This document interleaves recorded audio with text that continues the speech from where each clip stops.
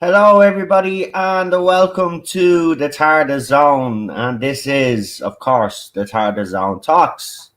I hope you are all doing very well indeed. I know I am. Everything is good on plan and all, no delusions. But yeah, I'm all right. I hope everybody is doing well.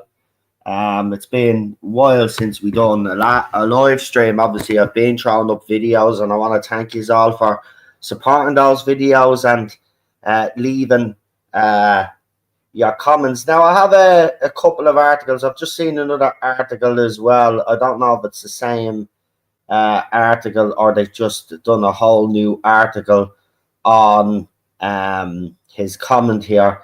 I think it is. So what I'm going to do is I've already linked the other article that I want to talk about. I've already copied this article now, and I will put it in the link description, but it'll be after the stream is ended. But I will put the article up in the link description. The first article is already there, the one that I'm going to be primarily talking about, and then we'll get into the other article. Because it's very interesting. I just saw it on Melon Rattler's page, so a big shout out to Melon Rattler there for that one. We will check that out now in just a second. Hold on, I'm just going to put it in here as well, so it's easy for me to do it. So yeah, I hope, as I said, I hope you are all doing well. I'm doing fine. It's been an interesting time in the fandom. Yeah, I've heard he's having a rant. Yeah, look. The bottom line is I did my video because it needed to be said, right? And I'm not backing down from it. He's on X and all, even threatening to sue people. Listen, look, I'll just say this. He's not going to sue nobody, because any time he's threatened to sue anybody, he always backs down. Because he can't sue anybody. Because, see, here's the thing. And my logic behind the video is backed up by this.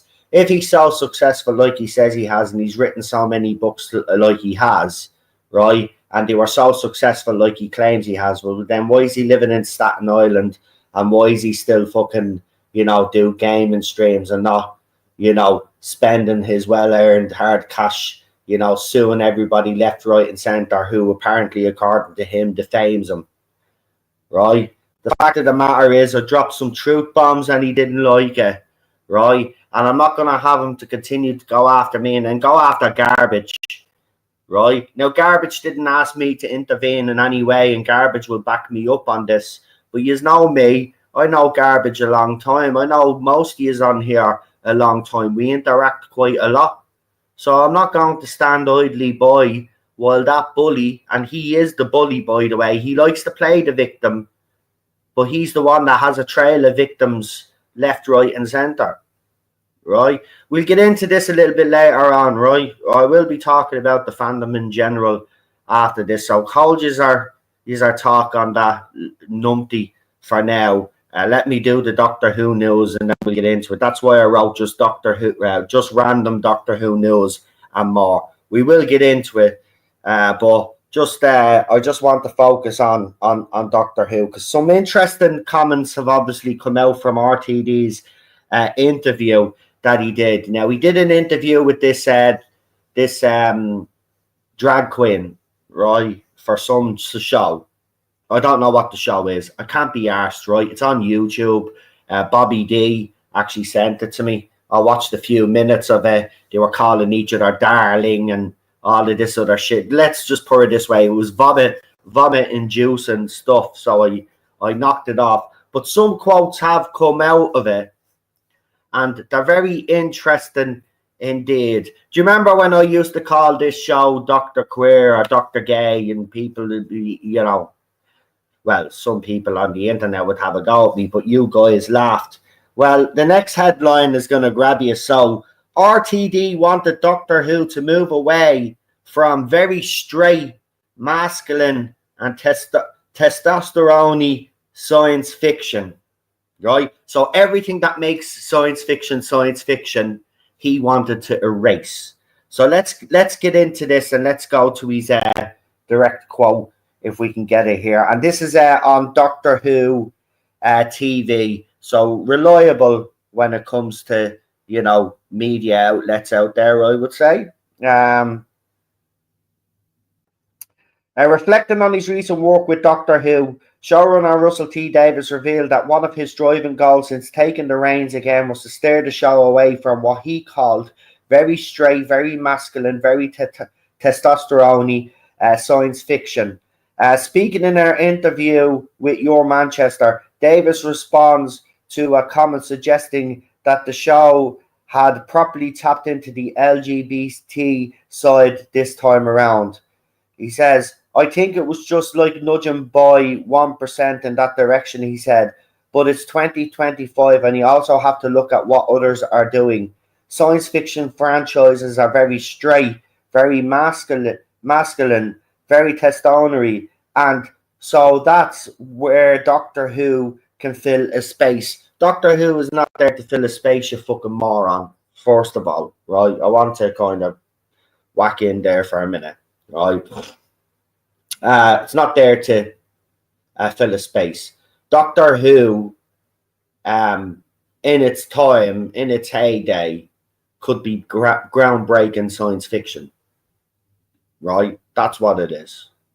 And there's nothing, and again, you know, they talk about homophobia a lot in this community. They talk about bigotry and hatred and stuff. And there's the showrunner of was one of the biggest shows on TV, taking a pop at people because they're straight and using the show to basically insert his world beliefs and ideology into the show. And I'll get into the fans supporting this. This is why I have a problem with them, and they are little sellouts. And you can have a problem with me calling people sellouts, and you can have a problem with me calling people whatever, right? The bottom line is this isn't Doctor Who, and if you still think it's Doctor Who, well then you have other motives, right? And I see through people, right? There's only one reason why certain people in this fandom want Doctor Who to continue, is because they can go around bully and harass people, right? They don't actually give a shit about the show. Anyway, let's continue with this. Davis also stated that he doesn't consider Doctor Who a children's show. It's perfectly safe for children to watch. People would disagree with that now. But it's like a family show, like a Pixar film. No, it's not. Pixar in their heyday also, you know, family cartoons or the animations were absolutely brilliant. Had everything. Had humor for the adults. I had humor for the kids, and overall the characters were great, and it told a good story that everybody could get behind. He added that he sets clear internal boundaries for tone, saying, I have rules on it that are quite strict, like no blood. You can have laser beams, you can have deaths, but not blood bursting out of people. Now, look, this has always actually been a debate in the Doctor Who fandom. Obviously, the classic era, you know, we saw a lot of death, let's be honest. A lot of people being shot. And true enough, we never actually saw any blood, right? But I don't know about you. Maybe it's just me, right? But in 2025, right, if I was moving forward with Doctor Who, right, personally speaking, we've done the kind of soapy thing now with the new Who, right? We tried different genres in the classic Who, right? And as I said, You know, we kind of got a bit violent in the classic era, and I don't mind that. But I wouldn't mind that, but a darker tone and blood, like we saw in obviously it was Torchwood, right? I wouldn't mind seeing a version of Doctor Who with a darker tone and blood. You know, I mean, okay, do you want to create a universe? Fine, you're doing your toddler Who, right? So that will keep the kids satisfied. And now you can write a Doctor Who that's specifically for adults. Then what that does is it eliminates some of the weirdos that are in this fandom, because they're not going to watch. They're not want to watch. They want their teen boppy, you know, gender bending soap opera, right? Doctor Who goes back to its roots. So some of these so-called fans, they call themselves fans, they'll run, they'll live, they'll find another franchise to destroy. Yeah, listen, Buffy is coming back. I'm pretty sure they'll all, because Russell T has always mentioned Buffy the Vampire Slayer and stuff. I guarantee you they'll all go and jump on that ship when that ship sails, right? Obviously, they won't jump on Harry Potter because, you know, we won't go there. But they'd probably jump on that ship. Towards the end of the interview, Davis was asked about Billy Piper's role, and he dodged the question apparently. But that's what the next article is actually about. So I want to see what they say in that article. So that article is in the link description. It's a short article. I'm going to read the other one now, but I will put that in the link description. But let's see what he actually said in relation to that question, because they've actually made a whole complete article, Doctor Who TV, out of this question. So, you know, we might as well be thorough and do it, and let's see what the fucking story is here. So, Doctor Who, RTD has no idea if Billy Piper is the next Doctor. Doctor Who showrunner Russell T Davies has said he has no idea whether Billy Piper is the next Doctor. Despite the series 15 finale appearing to show Gatwa regenerate into Piper. No, I've got to stop that, because the media need to stop this as well, right? If you watch that so-called regeneration again, right? He did not regenerate into Rose Tyler, right? She just appeared, right? She just appeared. It wasn't that Shooty's face changed into Rose Tyler's face. No, he disappeared and then she appeared. This was not a regeneration, right? So stop calling it a regeneration. Shooty Gatwa did not regenerate into Rose Tyler. Rose Tyler isn't the Doctor, right? It doesn't matter what RTD says anyway, whether he has an idea or he doesn't have an idea. He does have an idea, right? He did it because he'd nothing better to do. He knew the show was probably going on hiatus, so he thought, what way to make the fandom talk about the show? Let's end it with Billy Piper, right? There was no thinking behind it. There's zero thinking behind it, right? Even Billy has said that herself. She was asked to do something. She went in, she did it. There was no thinking behind it. She's not the fucking Doctor. She never will be. And I'm disappointed at Billy Piper for doing it anyway. I can understand that she wants her kids to see her in Doctor because her kids are a little bit older now and all of this. Show them your previous fucking run then. You've been in Doctor Who long enough. You know the rules. You know how the show goes.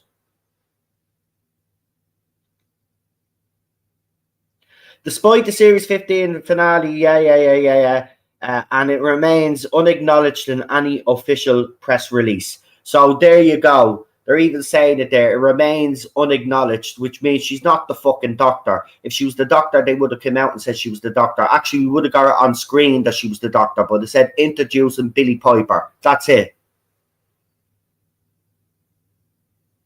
The interviewer followed up by suggesting she'd make a very good Doctor, though. Wouldn't she? No, she wouldn't. And whoever that interviewer was is a complete and utter fucking moron, and it's the reason why this show is in the shitter as well. right? You know, BBC must be listening to journalists, right? They're listening to these gobshite fans, we know that, right? Then they bring RTD in, it's a fucking wet dream, man. Right? Don't be listening to these people. No. You ask any Doctor Who fan if Billy Piper, right? Shooty Gatwa's Doctor, right? And Billy Piper comes after the regeneration. You ask Doctor, you do a poll, right? And ask Doctor Who fans if they think this is a good idea. And I can tell you fucking now, no matter how hard the other side tried to sabotage that poll, right? The result will be the result will be conclusive, right? And it'll be everybody will say it's a bad idea because you put that out for the British public to vote on, right? Rather than just keep it within the fandom. I'm telling you now, you will have your answer, right? You don't be listening to these people. No, she wouldn't make a good Doctor. You fucking idiot.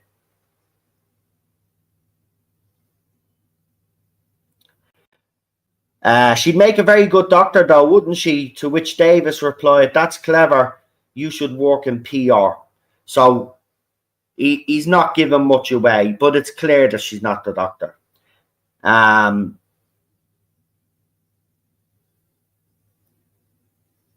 then the person says here is, if Davis genuinely has no idea what Piper's appearance means, the more pressing question is why such a pivotal moment was included, all without a clear path forward for the show. The BBC have yet to confirm a new season following season 15, which concluded May 31st, 2025. No cast announcements, no production updates have been released. Okay. Meanwhile, multiple reports suggest Disney is withdrawing its co-production role, raising questions about the show's long-term funding and global distribution model. And there you go. She's not the Doctor. She never was the Doctor. And, you know, stupid interviewer saying she's making her Doctor is the reason also why this show is in the shitter. Now, Peter Davison, I'm not going to read the whole article, but Peter Davison has been very vocal actually about this season. And I have to say, it's absolutely fantastic to see that he's not afraid to speak up. He's not afraid to speak up, and he's not afraid to speak his mind when it comes to Doctor Who. And I can tell you, for him personally, by reading everything that I've read, he does not believe that. Actually, I would have to probably say it'd be just unfair to say that he has a problem with Doctor Who that's just recently came. I think genuinely, I think if you read between the lines in his comment, I don't think he's been utterly satisfied with New Who overall. And I mean that overall. He has made comments over the years, you know, even with the making the Doctor a romantic figure and all of this. Like, he has made comments in the past. I wonder, right? I've seen some people say this. Now, I don't know if he is a producer or he is he's written at him, but people are calling for him to be showrunner after some of the comments that he's made. But you know what? Obviously, if he hadn't got the tools to do the job like RTD, I would bring him in as an expert, man. I'd bring him in for his help. You know, he clearly has an idea where he thinks the show should go. So why not experiment with it? Why not bring him in as an expert, bring him in and help whoever they decide to give the show to lead it in a new direction? I don't know if Peter Davison has, so forgive me, I don't know what his TV credentials are other than acting. I don't know if he's produced or he's written at him or anything like that. If he has and he's done well, then I say give him the fucking keys. What do you know what? Nothing would be better in my eyes than giving a previous Doctor, especially a classic Who Doctor that's still alive, if they have the writing credits and the writing chops and all of that. I would have no problem letting one of those lads take over this show, because at least you know that they'd be trying their best because they played the role, they lived it, so they'd have some experience and they'd have some idea on what direction and which way they think the show should go.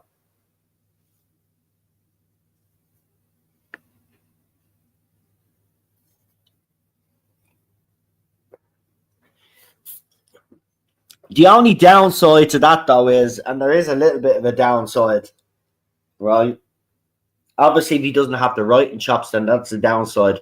But this downside, I think, is one that fans, I don't think, would be able to swallow. He's always spoke about his daughter, right, and Jenny, and he's always come out and kind of had a bit of a gripe that she never got more in the Hooniverse. The thing about it is, like, I believe that, like, if he did get the job, then that'd be one of the things that he would do. I think he'd bring Jenny back. And I don't think there's a lot of Doctor Who fans right now that want to see Georgie Tennant's face, let alone hear her voice right now, which is a shame. I mean, she's only herself to blame, because I did like Jenny. I wanted them to explore that. I remember I was actually one of those people that thought this was controversial at the time. You know, I was giving out about this, the fact that this machine had taken a DNA sample and just cooked up a fucking Time Lord. Like, it kind of pissed me off at the time. I don't know how people felt about it, but people say that I'm only moaning since, you know, Chibs and RTD2. That's not true. There were some controversial moments throughout the New Who run that I wasn't happy with. The whole, even early on in the RTD era, the whole thing with the Dr. Dan, the empty child and the Dr. Dances, the end of that pissed me off. Like, everybody lived for just this once, Rose. Everybody lives. To me, and a lot of other people have said this, I think it was Melon Rattler actually, and he was right. I think that kind of opened the door to all of the, you know, because nobody really dies in Doctor Who anymore. You know, they always try, at least anyway, to kind of have a relatively happy ending. Obviously, RTD kind of broke the mold with his second era, because he didn't mind even on a downer sometimes as well. But I didn't like that machine took a DNA sample and out-popped a Time Lord. But she was good enough in the episode that by the end of the episode, and when the Doctor actually gets emotional, breaks down, I get it. I do actually get it, because Donna is there. Donna is there saying, okay, she was, you know, she came out of whatever and all of this, but she's still yours. She's still part of you. And that's why she takes the thing to hear the heartbeats. And then when Donna asks the Doctor, he goes 2 hearts on his face, because he realizes. And then that's when he tells his story then about the fact that it's not that he's kind of rejecting her, it's the fact that he already had a family and he lost that family and all that. It's very deep, like. But by the end of the episode, I was still struggling with the whole, well, they just stuck his arm in something. But the writing was decent enough that by the end of the episode, I wasn't as angry, but I still thought, you know, I thought it was very cheap at the time. Have I really changed my opinion on that? I still think it is a little bit cheap. You know, you stick your hand in something, takes a sample, and then out pops you. You know? And not just one. Remember that, obviously, we got Jenny, but they could have used the Doctor over and over and over again.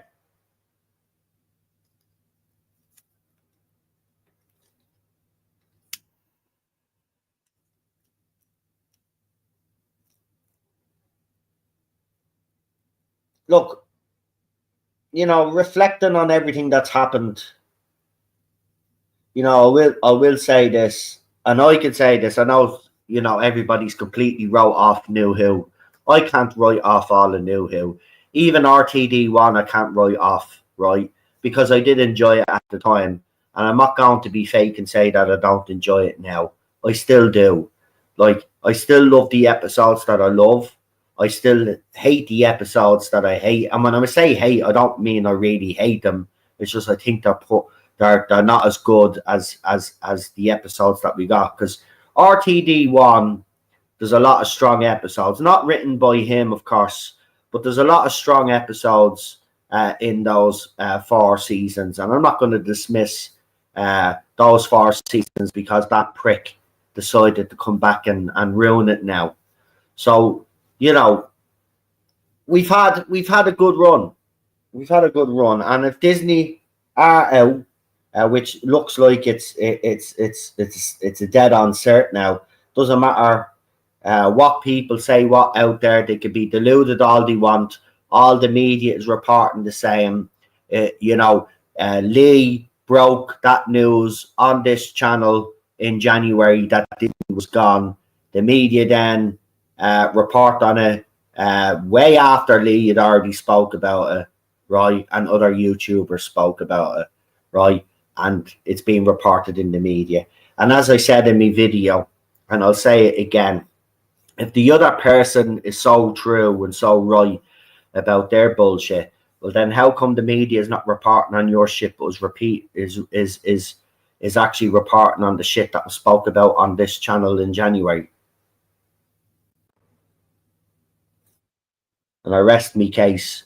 The bottom line is this: it's active. It's known now in the industry. Even Tom, former editor of Doctor Who magazine, now his belief from putting everything together and talking to people, right, in the industry, right? So he's much closer to this.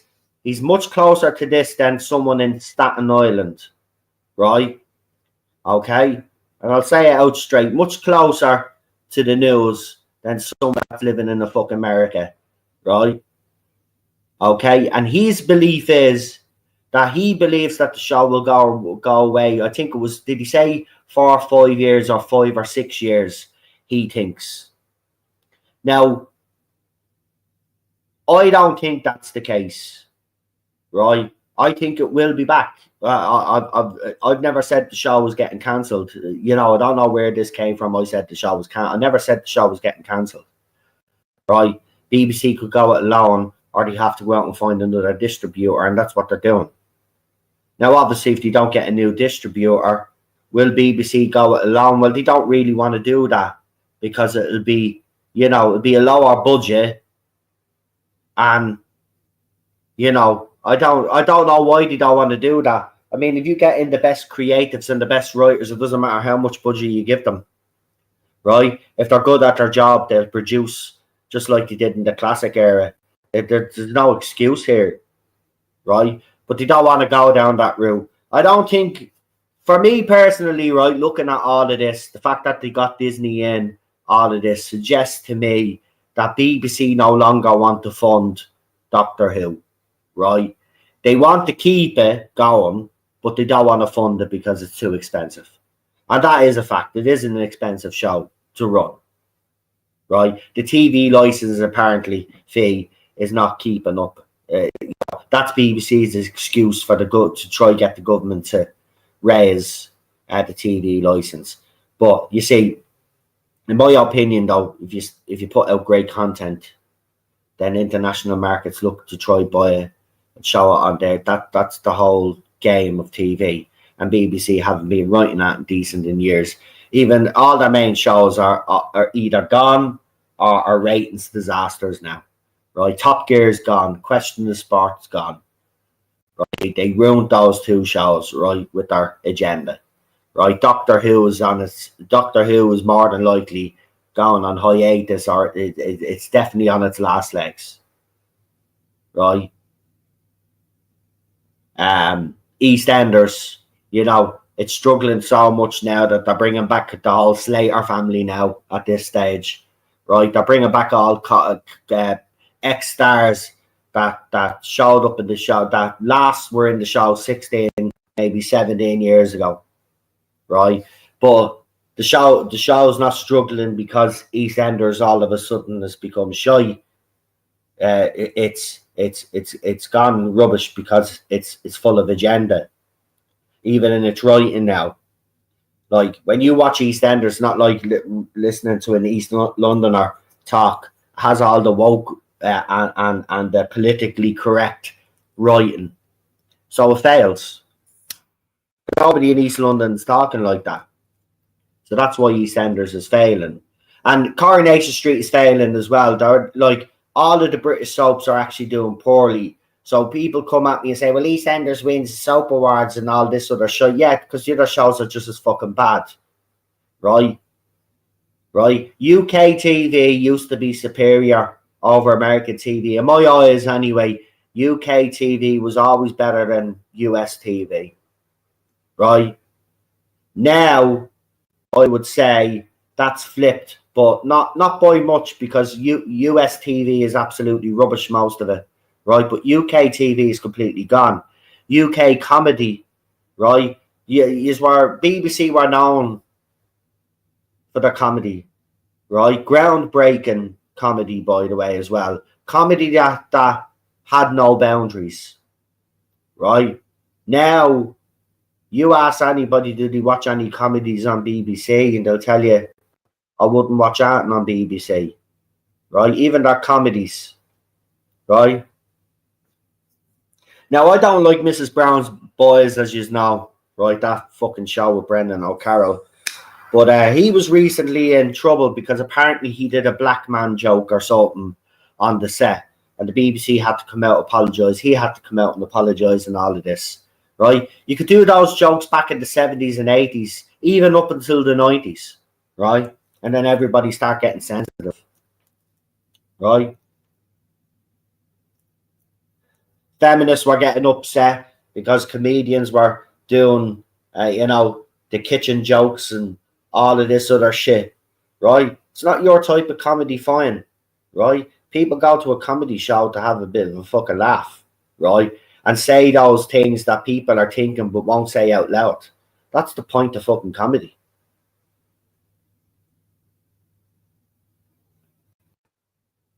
You know what it's like? It's like watching a fella eating donuts, trying to convince the world that he's right about something when everybody else is reporting the opposite. That's what it's like.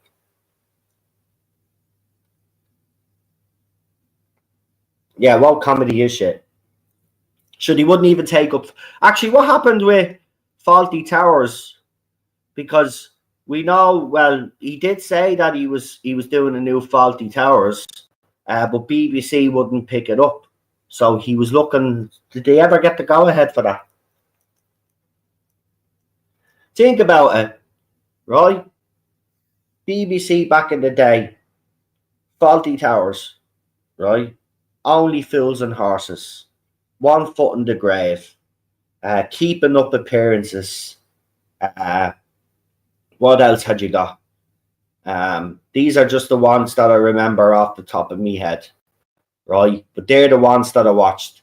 I don't know if Benny Hill was on BBC or he was on UTV, right? I know Russ Abbott was on UTV or ITV, as you call it. And then you had Tommy Cooper as well. Roy Chubby Brown. I mean, he'd get massacred today. I know he's still doing his jokes and he doesn't give a shit.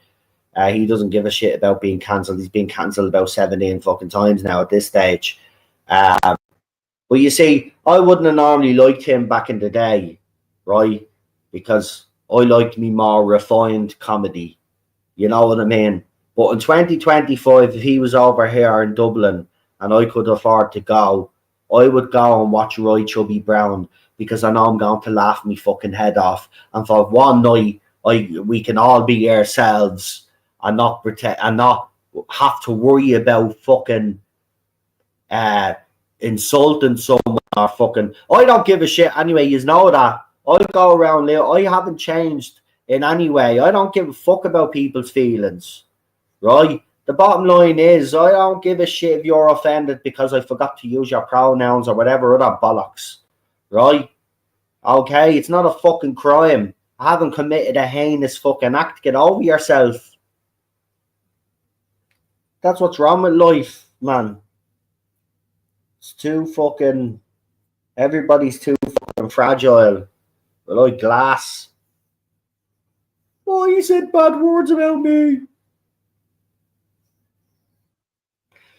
Listen, the way I've been treated the last 8 years now, probably at this stage now, it's probably longer. But the abuse I took in this fandom, listen, bottom line is, yeah, a few times it got to me. Of course it did. Nobody is gonna deny that. It does. It takes its toll on you. But I've come out of it much stronger now, and you know the way I look at it is this, that all of these people are nobodies. They're losers.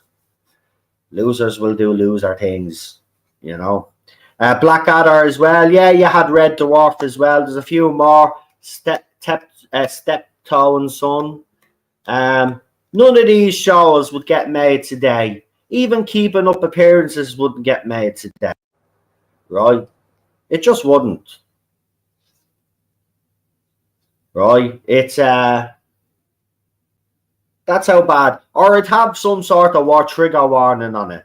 Now, personally speaking, right, I don't really give a shit if a movie has a kind of a trigger warning, because people tend to forget, and I just want to remind people. Do you remember when Sky first came to prominence, right? And we had all the movie channels. We had about 30 fucking movie channels. Do you remember? Like, you'd have your Sky movies, and then you'd have all these other movie channels, right? I remember at certain times, certain movies would come on, and they'd say, this film is rated 18. It contains violence, blah, blah, blah, blah, blah, blah. Nobody gave a shit about trigger warnings back in the day, right? So, personally speaking, I don't give a shit if you have to put a trigger warning on it for some lefty to watch it, right? Well, then I don't give a shit, because I'm going to watch it either way. Do you know what I mean? Trigger warning means nothing to fucking me. But we've had trigger, but we have Hello Hello would never get made today. Oh my God, that show would definitely not get made today. Do you know what? That was a big show on a Saturday night that we used to sit down. Was it Saturday or Sunday? I think it was Saturday night. And we'd sit down after our bat as kids. We'd sit down and watch Hello Hello. That show was on every week. All Creatures Great and Small as well. We watched. Obviously, that's not. That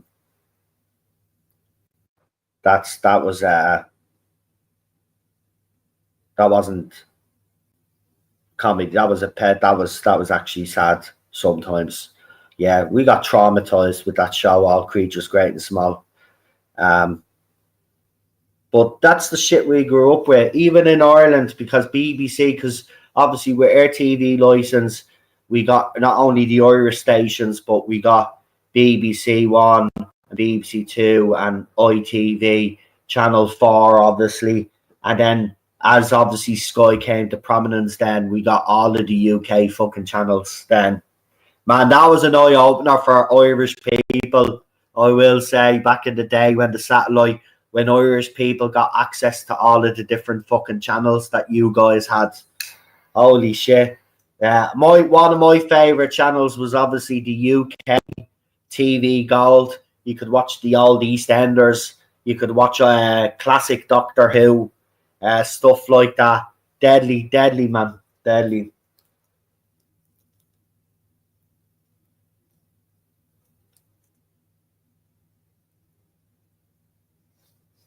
But yeah, I don't know. But I think the late 80s, early 90s then, the TV landscape kind of changed then. You know, the types of comedies that people were watching, the ones that we grew up watching, were replaced by, you know, these kind of 25 to 30-year-old driven comedies like Your Friends, and, you know, then you had shows like Scrubs and, you know, Malcolm in the Middle, How I Met Your Mother, you know, and you know, you look back on them, they're not as controversial as the comedy that we grew up with. You know, they were a bit more conscious, I would say, with what they did. But it was still, in some cases, with some of those shows, I wasn't a huge Friends fan myself now, personally, but I could understand why it was popular. You know, I have watched the main episodes like I've watched Friends, right? But I'm not a fan, right? But, you know,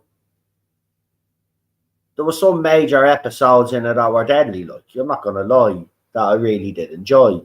But I wasn't a Friends fucking fan. You know, yeah, I preferred me old comedy. You know, yeah, they're bringing Malcolm back. Yeah, yeah, that's not going to work though.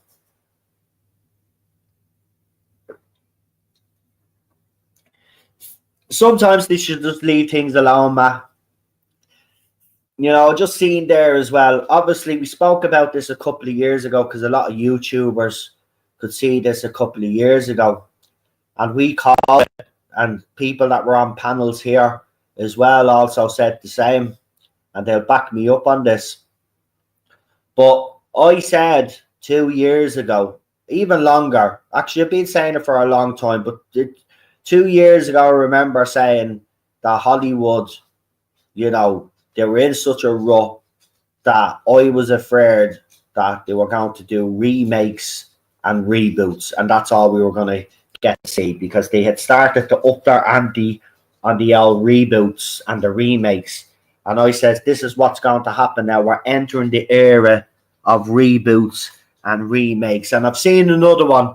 So not only are we getting the Naked Gun reboot with Liam Neeson, and by the way, I'm going to say something controversial here, right? But I think the Naked Gun franchise is a load of my arse, right? And it's the worst fucking form of fucking comedy, to be quite honest with you. Now, I'd watch Hot Shots over Naked Gun, even though it's the same type of comedy, but Hot Shots, at least to me, is actually funny. I don't find anything funny about the Naked Gun, to be honest with you. It's like I'm going to, again, get into trouble for this as well, especially by all you die-hard comedy fans. But Aeroplane franchise, I find absolutely ridiculous as well. I mean, me and the wife were just actually having a conversation about it, because we were watching a YouTube film of, I think it was, you know, of comedy films that broke the mold, and Aeroplane obviously featured on it. And, you know, she reacted the way I reacted when she told me she was a fan of Grease 2, right? I fucking hate that movie, right? I think it's an abomination. And she was telling me she was a fan of Airplane, and I says, I fucking hate that movie. And she looked at me as if she wanted to actually do some serious damage, right? But I'm not messing. I think they're dumb and stupid. Same with Spaceballs. I don't get the whole shit with Spaceballs, right?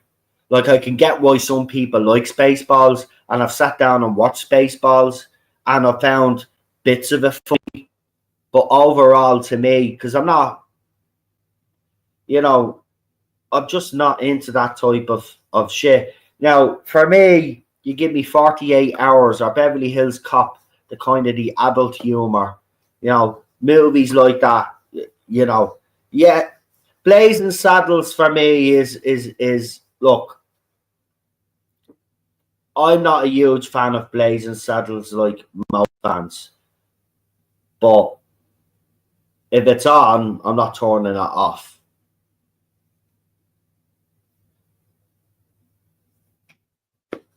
It's just that's just me. Like, I'll watch it. Like, I'll watch any of those movies, um, because they do have funny moments. Like, but I'm not a huge fan like most people are. You know, look, I grew up with horror. I grew up with thrillers. I grew up with crime movies. I grew up with science fiction, mostly science fiction and horror.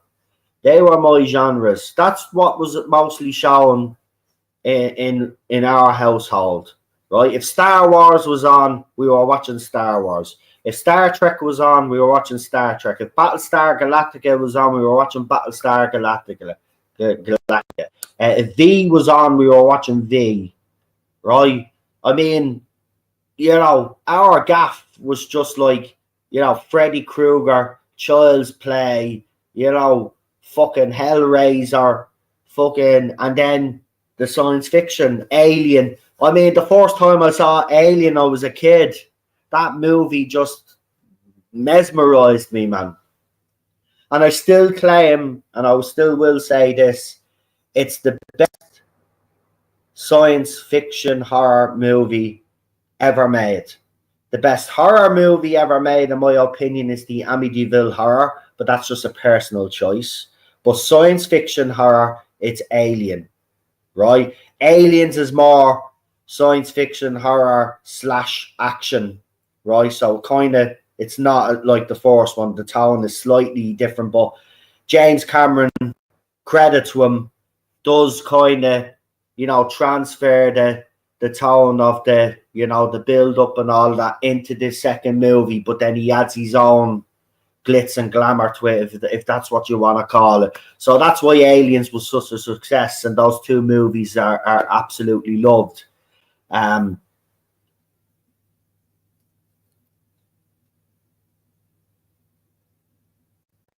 Yeah, I mean, look, I'm not writing any of these. I don't write them off. Look, it's just, it's not the type of comedy that I like. But I'll sit down and watch it because I know there'll be moments where I will laugh out loud.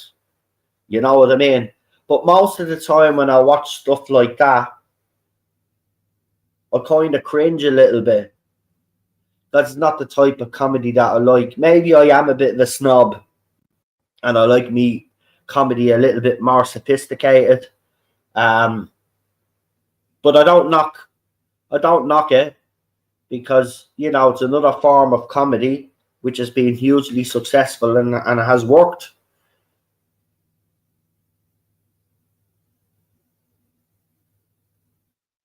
The funniest horror movie I've seen is a Norwegian film named Bunny the Killer Thing.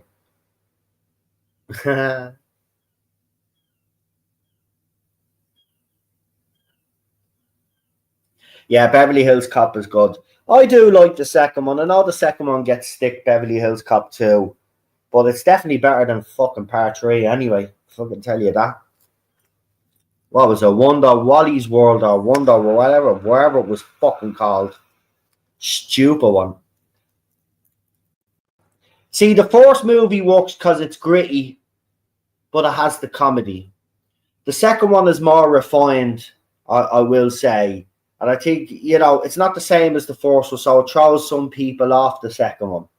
But the third one just goes completely comedy, and it's shit. I mean, there's some parts in it with Serge that are fucking deadly. You know, the big gun that has the TV and the microwave oven and all of that. Like, that shit is funny, but does it actually belong in the Beverly Hills Cop movie? And for me, it didn't. And that's why the third one sucks.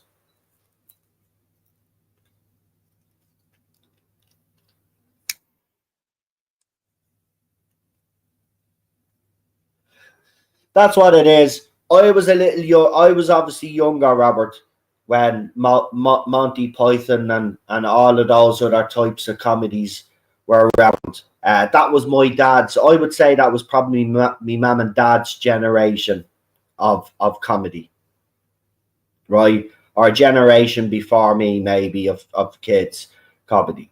Um, I obviously grew. I was born in '79. Grew up in the '80s. So by the time I got to the mid '80s, then obviously a bit more aware of what was funny. Obviously, because, you know, 6 years old kid could understand comedy a little bit more. At that stage, I'd already watched a lot of horror movies and stuff. You know, back in those days, you know, your parents just, you know, were different.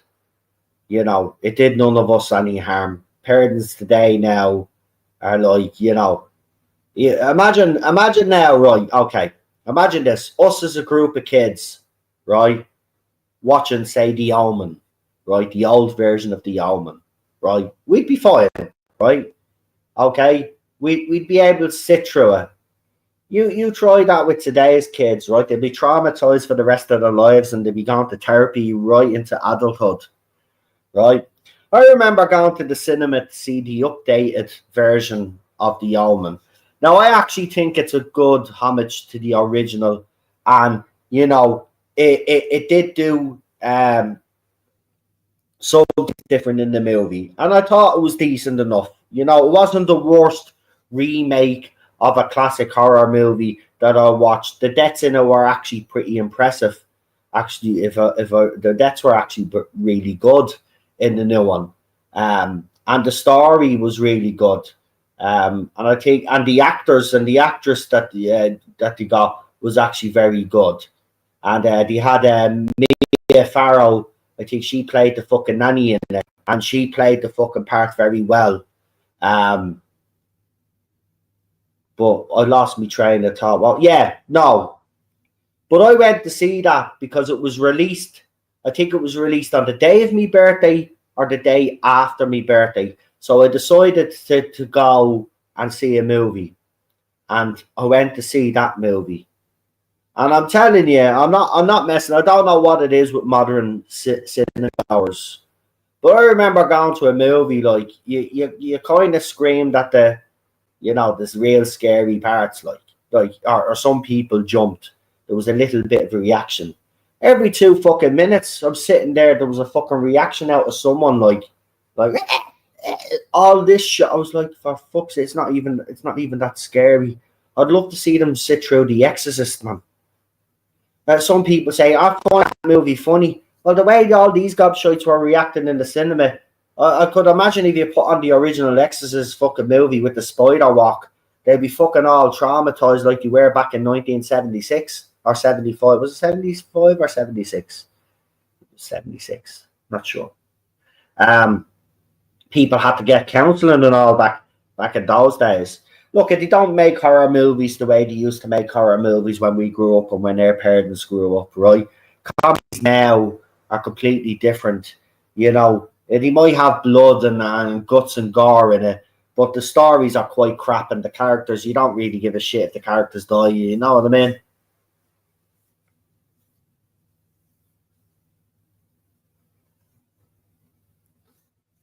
Oh, Exorcist was 73, so I was off by 2 years, 3 years. There you go. Great movie. I still watch that to this day. I had, believe it or not, at one stage I had every single version that was released. They'd have the director's cut, and then I think it was an anniversary cut, and then there was another anniversary cut, and then there was the one with obviously the spider walking, the blood coming out of her mouth, the whole scene.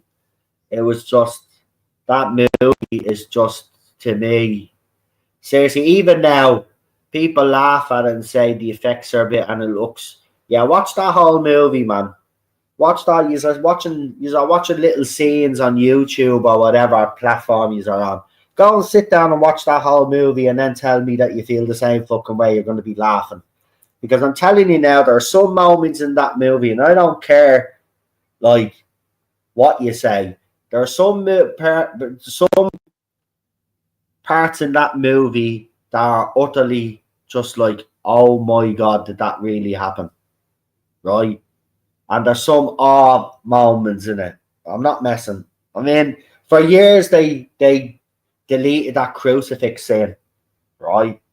And even in the versions I'd watched before I'd seen the crucifix scene, obviously, you could get it on the, I think it was the tape there, whatever VHS version back then, you could see the whole lot. Obviously, as kids, we weren't allowed to watch that shit, so we had to turn our heads, or the parents would fast forward. Like, we'd be able to watch these movies, they just wouldn't let you watch all the gory parts. But I remember watching it for the first time when I was obviously a little bit older. I'm watching that crucifix scene. Like, I always heard the dialogue, right? Because obviously the parents watching, we just had to have our eyes closed. I always heard the dialogue, and I always used to picture in my own head what she was actually doing on the bed. And of course, as a kid or a teenager, You know, you're thinking weird shit. It didn't even fit in with the scene that I saw. And I remember watching that scene for the first time and go, oh my God, they actually did that. What the hell? I couldn't believe it.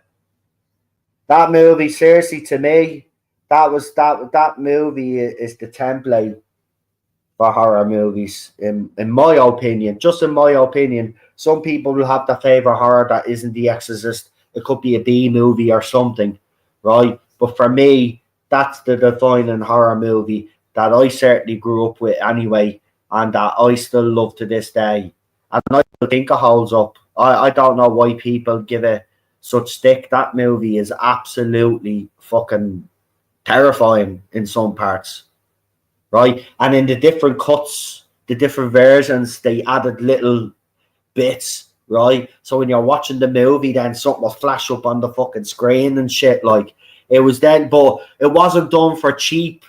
Not a way to do it for cheap thrills. Like you didn't even know this was going to happen because it was so well done. It was just, yeah, man. I just love that movie. So I need to stop talking about it now.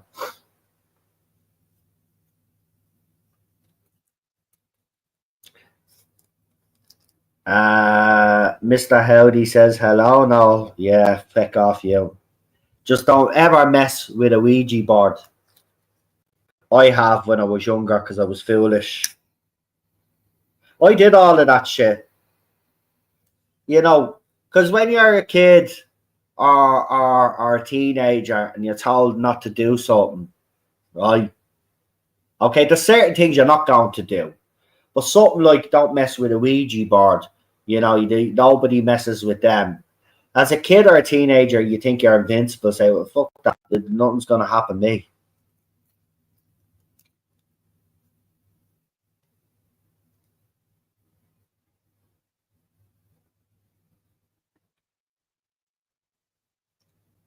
There's just certain things you shouldn't mess with, I suppose.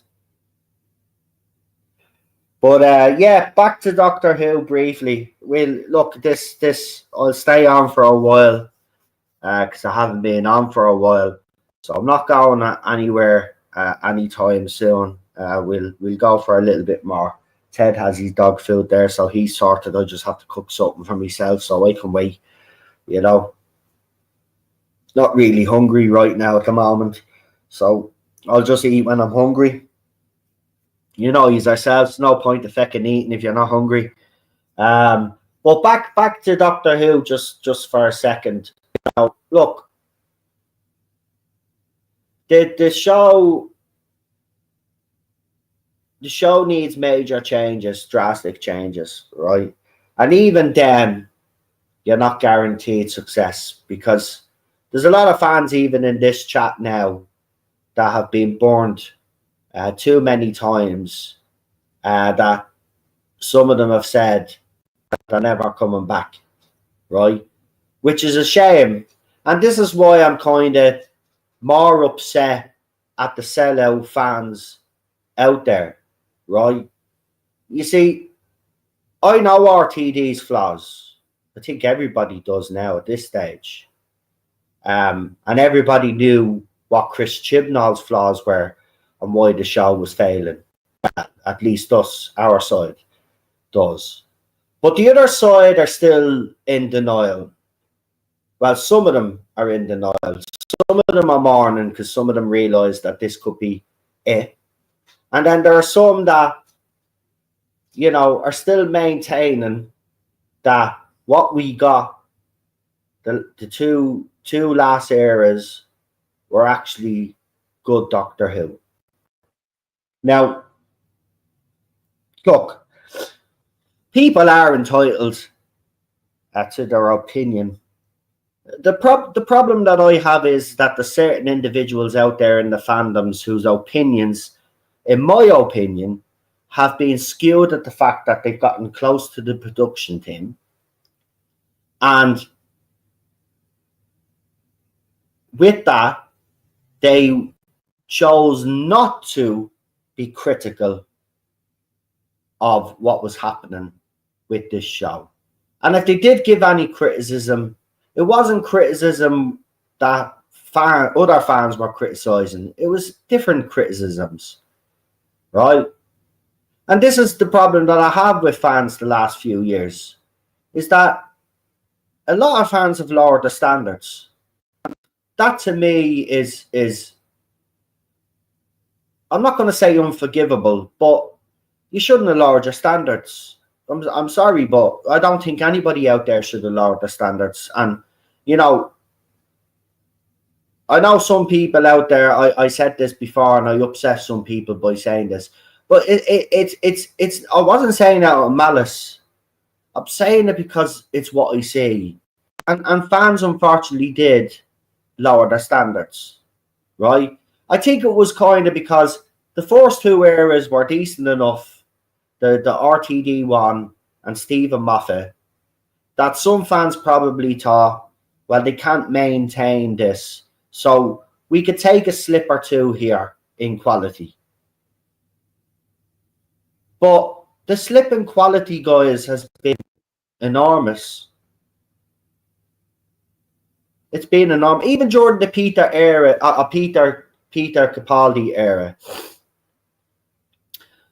You know, while everybody loves Peter Capaldi, when we look at his era of Doctor Who, right? As some people say that Series 8 was all over the place. Series 9, I do believe he kind of course corrected, and that's a good look. I like all three seasons anyway. I don't have you know, there are moments in it, you know, for example, the Doctor, you know, slapping the racist and stuff. You could see that BBC were forcing the diversity and inclusion crap into the show, but I think Stephen Moffat was able to put a handle or a lid on it as much as he actually could. Ted, hold on, guys. Ted, come here. Come on. Don't be grumpies. Don't be a grumpy. Sit down. But you could see that it was bleeding through, right? But I think Moffat, you know, people were blaming Moffat, but we all know now that it was actually BBC that were forcing it, and he just wanted to write whatever he was writing in relation to. Now, at that time, a lot of fans believed that, you know, he was done. You know, especially after the Matt Smith era, you know, he went big and, you know, had all these different strands, and some fans will say he was successful enough in, you know, tying up all the strands. Some fans will say that he didn't do enough, right? But we're criticising more, you know, Moffat's, you know, trying to be clever and it not kind of pulling off all the time. He'd win sometimes, but not all the time. But that's what we were criticising. And then obviously a little bit later on, then BBC started forcing their agenda into it. And he did push back a bit, in fairness to him, especially after the feminists came after him and all of this. You know, and there was a feminist podcast out there that had thousands of people watching, you know, all criticisms at Stephen Moffat week in, week out. Now those they're still around, those three women. But they're not as successful as they used to be. Because you know everybody has seen the woke ideology for what it is now. So these people don't get as much traction. But during the Stephen Moffat, the end of the Stephen Moffat era, the beginning of the Jodie Whittaker era, these feminists were very prominent in the Doctor Who fandom and in shape. And in some ways, even Chibs even said that he was listening to people out there, right? And he even had people that were involved in these kind of things involved in the show. And then RTD has done the same. And this is another thing that needs to change as well. We need a clean slate completely. But back to me point, bridges have been burnt. You know, even if you do, you know, do the clear out, go back to basics, you know, get someone in that respects the show. I think BBC need to realise that fans are not just going to come running straight back. BBC have a lot of bridges to fix after they burnt them. And I think if you're going to start off a new era of Doctor Who, I honestly do believe this, that for BBC to try and show some sort of olive branch, they would have to come out with a statement and apologise for the behaviour of certain individuals coming out and attacking fans, and, you know, apologising for that. Of course, we know they will do that, and as Matt said, you know, it won't know it's gone. I honestly look at people in the know out there as well are saying BBC want to keep this going, so that's why they're actively looking for another distributor. Now, the Disney deal, just for clarification here for anybody, I know some of you already know this, but for others that don't know, this is the situation right now. As of now, the BBC, Bad Wolf and Disney deal is still active, right? What I mean by that is the fact that the Sea Devil spin-off, right, is to come. And that's being shown, obviously, on BBC and on Disney Plus. When that spin-off is officially finished, which is 5 episodes, I think, then that's the deal expired, right? Officially, right?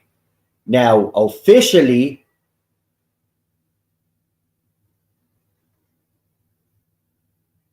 that means that BBC, ideally, you know, shouldn't be doing anything, should be silent, just like Disney.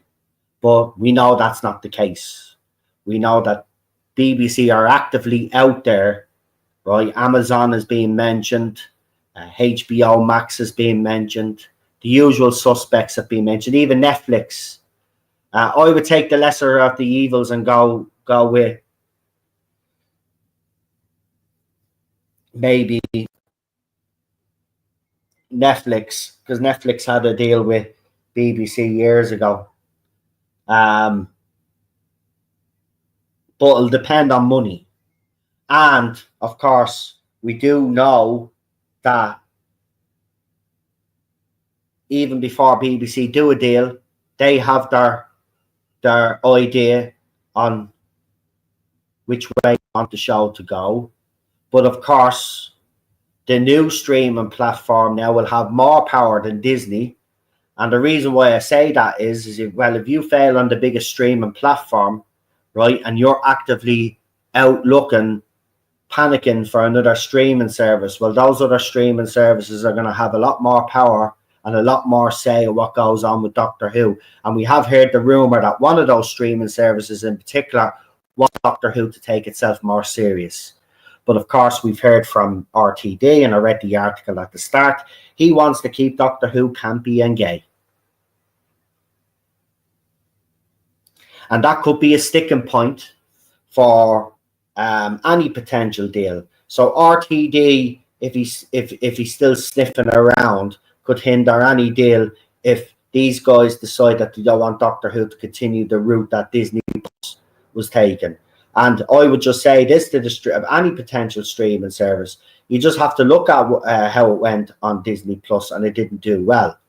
And the question you have to ask yourself is why it didn't do well. And you don't have to do much digging to find out why it didn't do well. Now, if you listen to those concerns, then, you know, I would be, if I was a streaming, I would be demanding that things change. because they can't go the same way. So this is why we know the Disney deal is almost certainly done, because BBC officially, as I said, the deal doesn't actually expire until the Sea Devil spin-off, but BBC are already out there actively looking for a new streaming service, which they shouldn't be really doing unless the deal is actually off, because technically, as I said, it's still active because of the Sea Devil spin-off, which is to drop whenever it's dropping.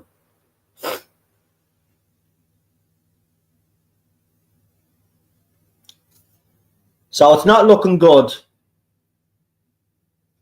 Now, here's another thing as well. Tom mentioned the 5, I think it was 4, 5, 6 years, whatever it was, the former editor of Doctor Who magazine. Now, his way of thinking is that any potential deal could take years to do. Right? And that's why he's given the timeline. It could be very difficult for BBC to actually get another streaming service to commit.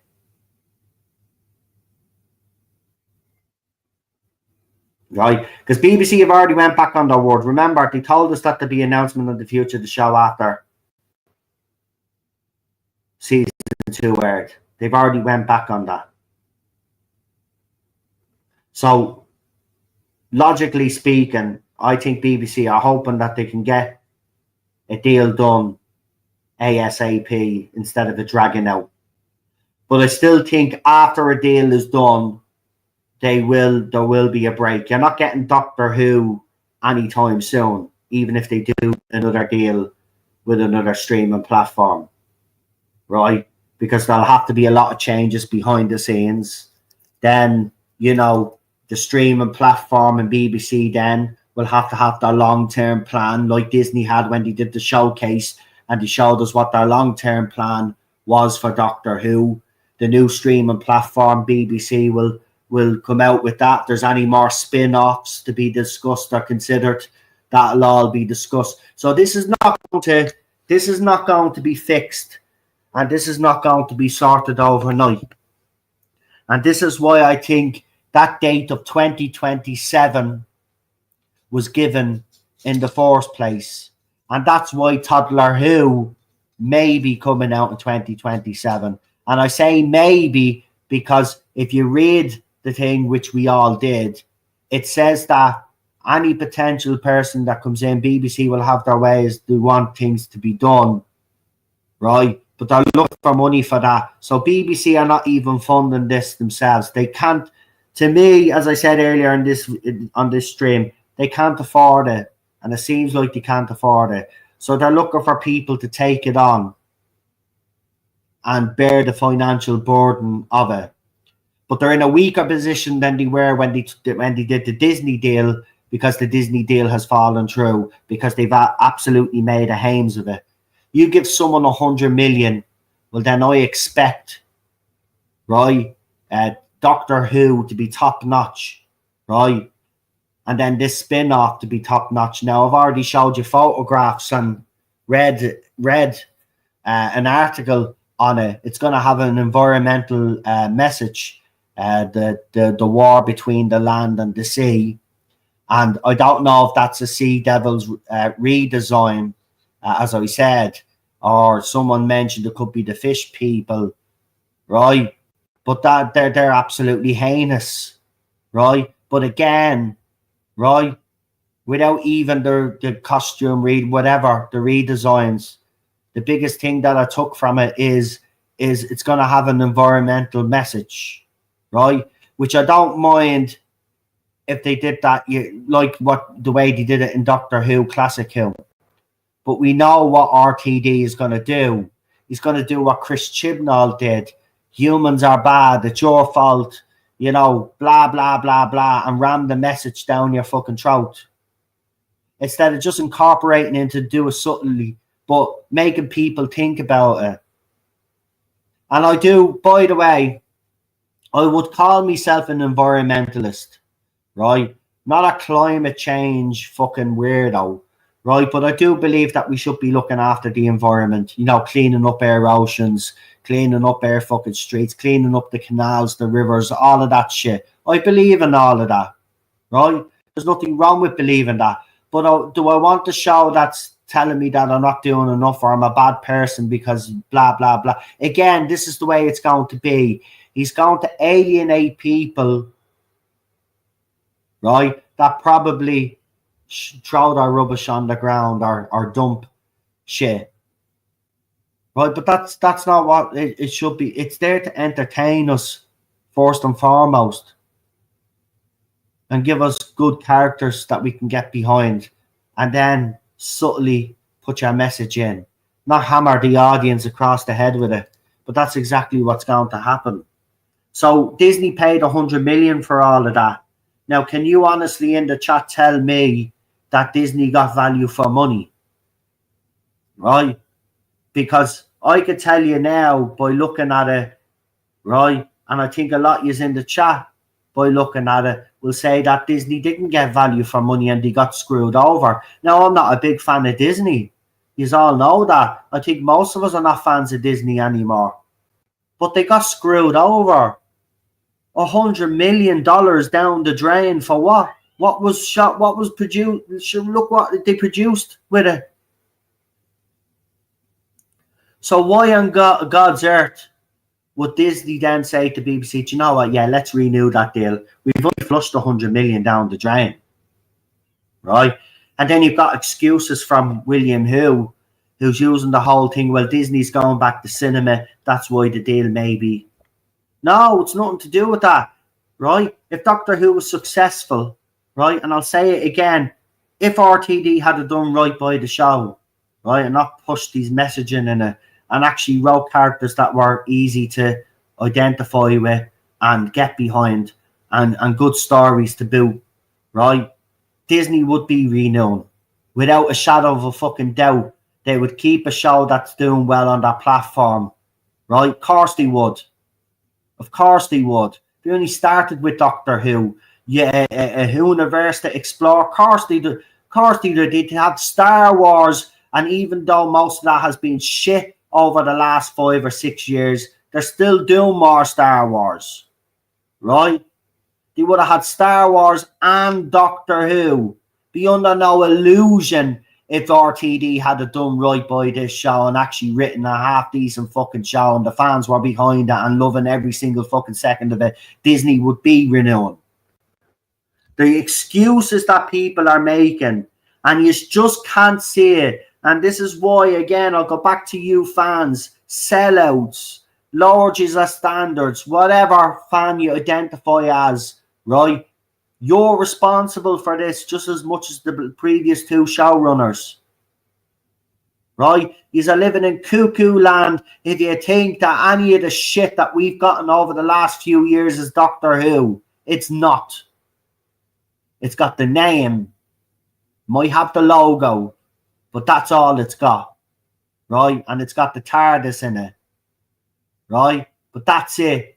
Anything else, right? You watching that show, right? As a Doctor Who fan, you're not identifying that show's Doctor Who, right? It's got some elements of Doctor Who in it, but it's not Doctor Who. And instead of calling these people out that were ruining the show, some of his lowered their standards and say, be grand, we'll wait, next week be better. Next week be better. And I was foolish as well, because Jordan the Chib era, I kept giving him the benefit of the doubt, right? I didn't give RTD the benefit of the doubt this time round, right? Okay. The bottom line is, whether you like it or not, some of us did lower their standards. Look, I kind of get it to a certain degree, but it's something that I just can't stomach, really, because, you know,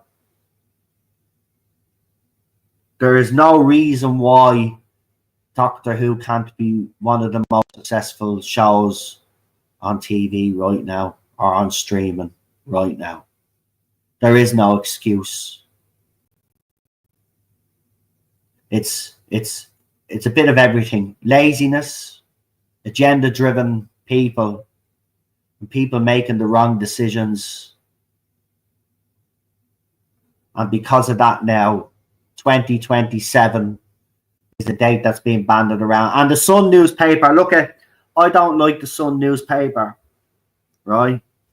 Now, if you're a football fan, right, obviously some of you don't like the Sun newspaper because of the reporting over the years. But for me, there was one thing growing up as a kid and as a teenager,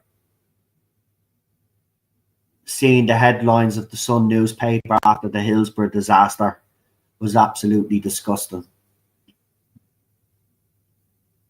Now, I used to buy the Sun newspaper, right? And I stopped buying the Sun newspaper. My dad used to buy all. I think everybody in the house got the Sunday newspapers and and the weekly papers, right? My dad switched paper actually, right? But the Sun newspaper is a disgusting, vile rag, right? But when it comes to Doctor Who, they hit more than they miss. But the fans on the other side will just focus on their misses, right, rather than the hits. But they were right about John Sim. You're right about the EastEnders actress that came back after 16 years or whatever, right? And you were right about Doctor Who. Now, they have banded the 2027 date around, and they've said that their sources have said that the show will possibly go on hiatus until 2027. Then BBC very interestingly put out a press release in relation to Toddler Who in 2027. So it's all aligning, really. Now, ideally for BBC, they would like to be back in 2027 with Doctor Who. But as I said, all the things before this about, streaming platform, trying to get the deal done, the BBC wanting what they want, the streaming platforms wanting what they want, their terms and conditions. Some don't want RTD there, right? Will BBC tell RTD to fuck off? That's another thing as well. BBC have to make brave decisions here. And even with all of that said, I'll go back to Matt's point. Right now, the show is just completely gone. It's not generating any sort of traction on social. It's dead. It's dead.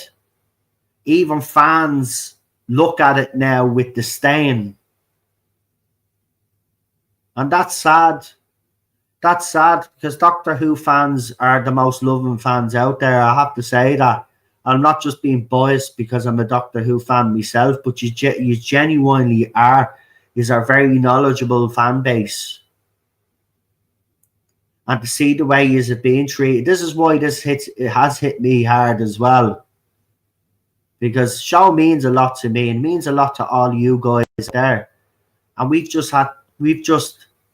tried our best. Like, we spoke up, we've been vocal, we've tried to get campaigns going, we've done everything that we can in our power to try get these people at BBC to listen to us. But to keep listening to the enemy, to keep listening to the wrong people, to keep listening to gobshites. Imagine you're being interviewed, showrunner Doctor Who, and then, an interviewer goes to you, so bring a Billy, but she'd make a good doctor though, wouldn't she? No, she wouldn't, you fucking idiot. That's who the BBC is listening to all of these gobshites that haven't got a clue, don't care about Doctor Who.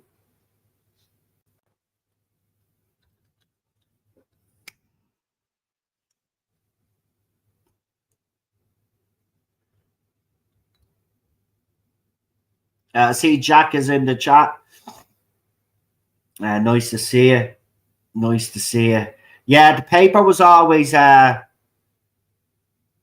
we always went in to get you get the papers, right? And then obviously, I don't really want to be talking about this on the channel, but I think we all do it. The papers were there and then you brought them to the toilet with you, let's just say. And I'll leave it at that. To read and do your business and stuff. Yeah. No, not for anything else. Be quiet, Ted. There's just people outside and Ted is he's a bit jumpy, he is. And of course, the American embassy is not far from where I live. So they had the fireworks display the 4th of July, obviously. Yeah, that was they were very powerful fireworks. I never at first I thought Dublin was being bombed. Not gonna lie to you. And then I thought, sure, nobody'd have the guts to do that. You know, they'd be fucking sick in the head if you did that. People are already pissed off. You don't want to piss them off any further. But no, he's just all over the place. But he's good. He's doing well, by the way. He's grand. We brought him down the vet a couple of weeks ago to get his nails cut and to get him checked out and all of this, you know, because, you know, the older he gets, obviously, we want to make sure and keep on top of his health.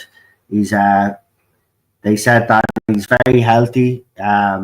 You know, he's lost a bit of weight. Obviously, he had gained it. He does get, see, that's the thing. Ted does gain a little bit of weight, right? But then he loses it, fluctuates. So, you know, he's doing great. So, because I know a lot of people worry about Ted, but he's grand. And we're all good here, you know, considering, you know, but, you know, he's ourselves, we soldier on anyway. I love how Irish people are a community. They all know each other. When my granddad passed, the whole village came to say farewell gathering at my grandma's. All the people he knew had helped. Yeah, the Irish wakes are deadly, Jack. You can have some crack at them as well. But, you know, you are right. Especially in a little town and village. You know, if someone passes away in a little town or village in Ireland, and certain areas as well, you know, if there's someone well known in the community passes away, the community will get together. So, you know, that's one thing that Irish people do right, have to say, in times, hard times like that, get together. Oh, by the way, I probably should have started the stream with this, but as it's not on my football channel, you know, but I just want to, obviously I know some of you are not football fans, so just give me a couple of minutes here, just for a second, just to say what I have to say, and then I'll move on. So, Liverpool player Diogo Jota and his brother Andre Silva were heading towards a port in Spain because he was getting the boat back to England. I think it was to link up with Liverpool before they did their pre-season tour. 2 weeks ago, he got married to his long-term girlfriend, his high school sweetheart, if you will. They've been with each other since they're teenagers, like we've seen the photographs. Him and his brother were driving along the motorway, and whatever happened, the early details are as the tyre burst, the car lost control, and then the car went up in flames. It was a Lamborghini. Unfortunately, both brothers were killed and died on the scene. Now, of course, if you're a football fan, a lot of football fans, it doesn't matter what club you're associated with. I'm obviously a Manchester United fan, but two footballers at the peak of their powers in their different. Obviously, he played for Liverpool. His brother played for a Portuguese side in the second division. But if you're a football fan, obviously right now, as football fans, we're all a little bit, you know, shocked, because it just goes to show you how quickly life can pass you by and how fleeting it actually is. So I want to send me condolences to obviously his wife, his children, his mother and father. They've lost both their sons, so like that's their family wiped out. Like, she's lost her husband, long-term partner, and the kids have lost 3 kids, one which was just born last year, now don't have a father. So just wanted to say my condolences, and to all Liverpool fans and the wider football fan community. I know we're all feeling it right now, but you know, he will be remembered. You know, I'm not a fan of Liverpool, but I remember their great players, and he certainly was, and he'll be remembered for years to come. And I just think it's sad. And another footballer in Brazil or something as well, like, passed away. It's shocking. It's shocking. And then, you know, celebrities as well lately, and other actors and actresses. Just listen, it's this what's just gone. I don't know what's happened. I just don't know, man. This it's just crazy. But anyway, may he rest in peace. His funeral, I think, was today. So yeah, sad it is. So sorry, I didn't want to bring anybody down, but I had to mention it because I wouldn't get to mention it anywhere else. So it's just, yeah, it breaks me heart, man. He was only 28 or something, man. Like, I'm in my 40s, like, you know what I mean? He's 20. He was 28, man. Such a fucking. It's mad. That's all I'm going to say.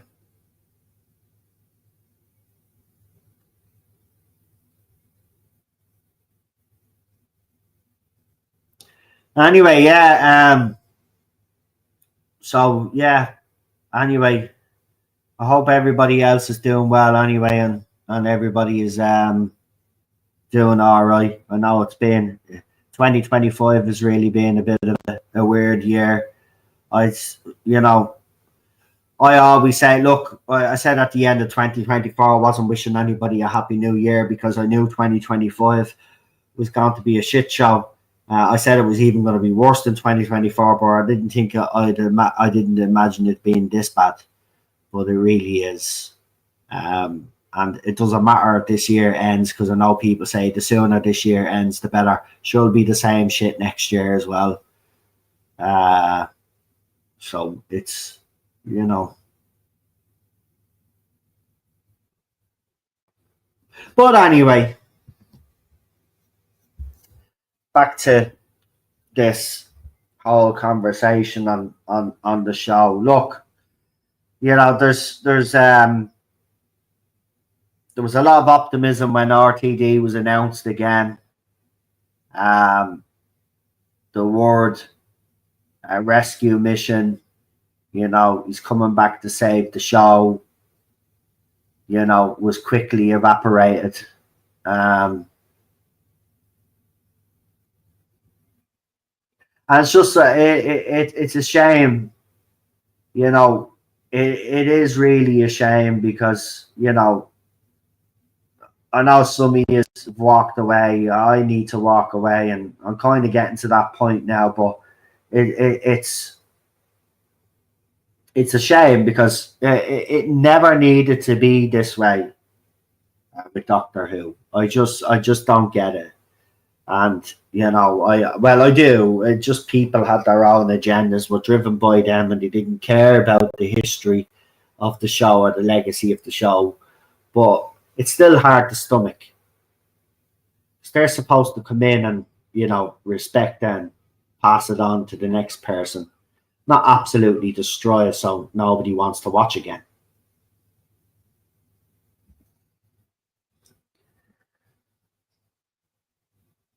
And I will never want Doctor Who on TV just for the sake of it, right?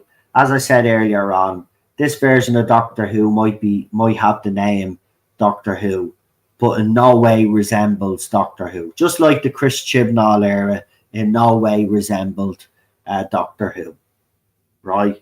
So I'm not like some fans out there that will have this abomination that they call Doctor Who on screen because it means Doctor Who, that to them it means that it's still on.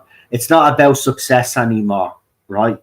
They want to drag this dead horse through the mud even further, so they've got something to hang on to, right? Because without this show, some YouTubers are going to be lost. Not just one particular YouTuber, but there's going to be a lot of YouTubers that are not going to be able to do anything else because they've basically sold their channel on Doctor Who. Obviously, we will try, and we did try before. I will admit that people did prefer the Doctor Who stuff over all the other entertainment stuff that we were doing. But I think it's different now because a lot of fans are sick of Doctor Who now. So I think they'll come along with me on the journey.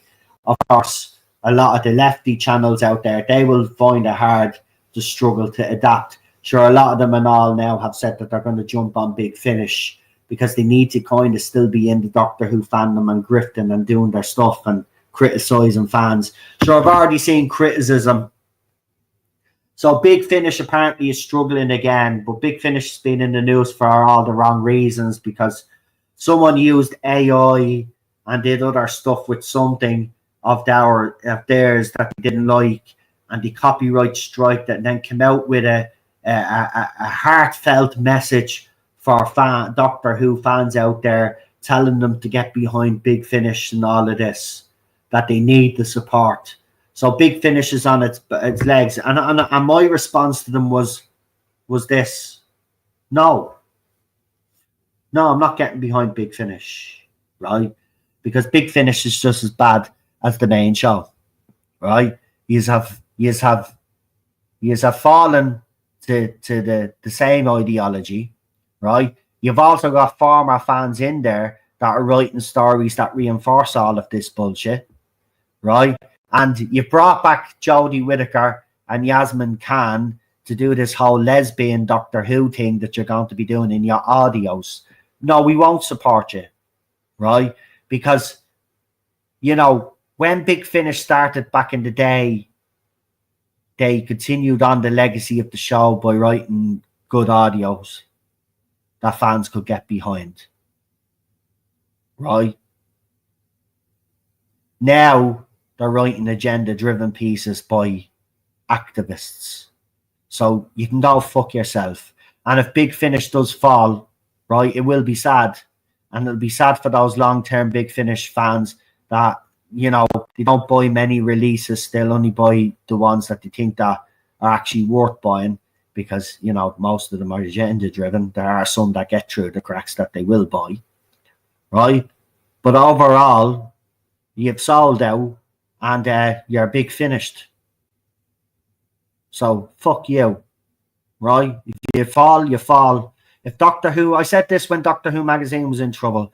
Listen, if they all fall, right, they all deserve it, right? It's as simple as that. If you sell out and pander to a certain bunch of idiots out there, right, and then fans out there that claim to be fans sell out by not criticising the show when they should criticise, well, then they deserve everything that they get. So if the magazine's to fall eventually, let it fall. Don't care. If Big Finish falls, it falls, right? It's been in trouble since the Jodie Whittaker era when they took out that loan anyway. So it's been struggling for years since they start jumping on the feminist agenda and now the trans ideology and all the other bullfucking shit that they're jumping on now. So no, we won't support you, right? You fall, and you deserve it, right? Good thing about that will be is, right, and I do believe this, right, all of these things were started by people because they love Doctor Who, right? There will be other Doctor Who magazines out there, or another Doctor Who magazine will come to the fore in a couple of years' time, maybe. And the same with other things, bits and pieces, right? So don't worry about it. These things can always be replaced. And maybe that's what needs to happen for BBC to fucking open their eyes and realise that if they don't make changes soon, then that golden goose that they have or potentially have will never see the light of day again. Well, not in my lifetime anyway, right? But maybe that's a message that need to be sent. So I'd say to people out there, you know, if Big Finish is not living up to your expectations, why support them? Now I'll say that again, right? Because I know a dummy out there will use this little bit that I've said and say, "Oh, he's demanding that people buy." I said, and I repeat for the dumb people at the back that don't understand: if Big Finish is not reaching your expectations, then why should you continue to support it? And it's a fair question to ask. It's the same with the main show, and fans have already shown with the main show that they've walked away. So well done all, but the message has finally got through to all the Doctor Who fans, but they're gone. Even the British public take the piss out of Doctor Who now. They see a Doctor Who poster now, it's something to laugh at. It's not something to be respected anymore. You know, one thing about RTD1 and RTD1 and Stephen Moffat is that no matter what we say about the errors and the flaws that some of them had, seasons had, right? I can say this for the two of them, and this is what hurts more, is that they did bring respectability back to Doctor Who.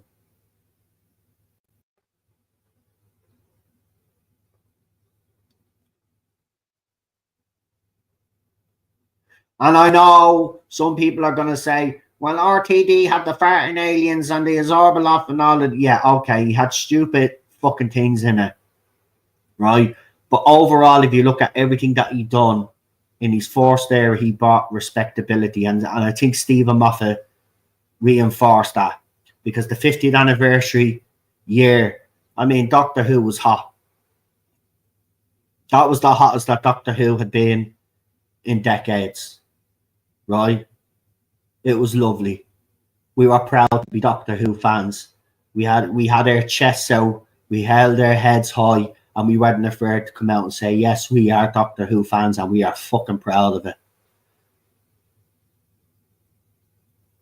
And somewhere deep down inside those two men, RTD and Stephen Moffat, they wanted to do right by the show, but somewhere along the line, RTD got corrupted. You know, and Stephen Moffat is not as bad as RTD with wokeness and stuff, but even in some of his stuff, it started to bleed through and stuff. It's just unavoidable, I suppose, in the industry. You're probably looked at differently if you don't start, you know, singing from the same script, which is sad.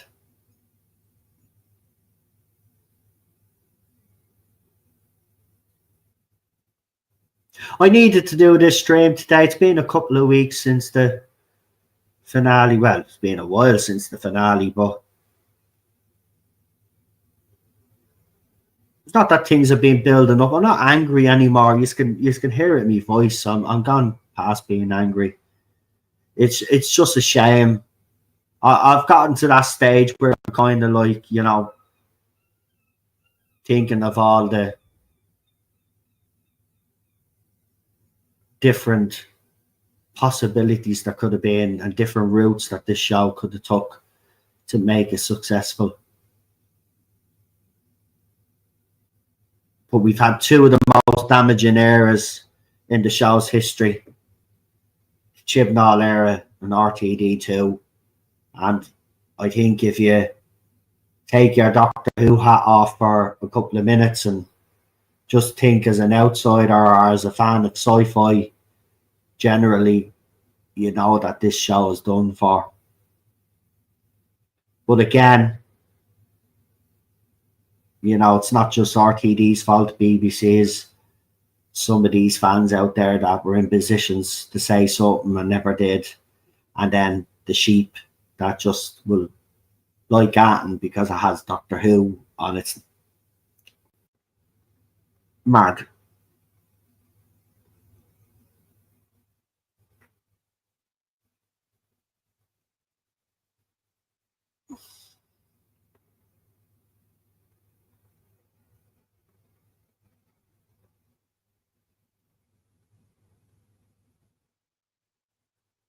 Anyway, we'll see what happens, but there's hardly any news. You know, there's only ever stuff if RTD happens to open his mouth. The war between the land and the sea, there's hardly anything coming out about that. I've checked because I want to keep on top of it because obviously I'm going to do that. But there's not much. You just keep saying coming soon. Anytime you do an article, it's coming soon, coming soon, coming soon. For me, the quicker they drop this, the fucking better, because then we'll know where we stand, you know, because then after the spin-off, they have to come out with something then. You know? You can't just last episode drops and then nothing. There has to be some sort of press release. So this is why I want this released ASAP. So then we have 5 weeks. I think it's 5 episodes or 5 ministries he's calling or whatever the fuck. Right, 5 weeks. And then we should have an answer to everything. But there's not much coming out about it. And that's come out, the trailer, the little trailer that they did. It's not impressive.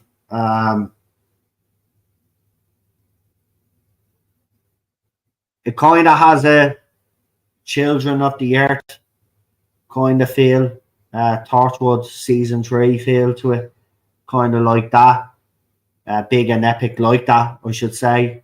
But that doesn't mean that it's going to be any good from some of the dialogue that I've been listening to and some of the images that have been released. It looks like it's going to be absolutely awful. But, you know, we'll wait and see. But look, I don't hold any hopes out for this. I'll be pleasantly surprised if it does manage to do something. But with RTD in the mix, the chances of that happening are pretty low. Even if it was written by someone else.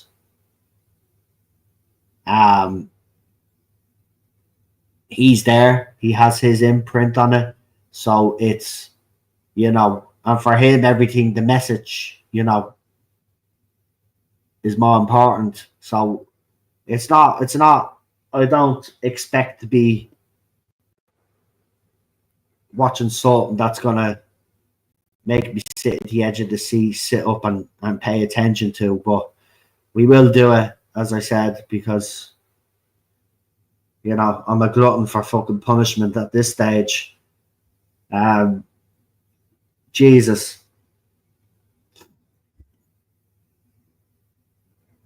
Think about it, right? Your worst nightmare, right? You're locked up in a room. There's a TV, right? And you've got all of Chris Chibnall and RTD2 and then this Sea Devil spin-off, and you're forced to watch it.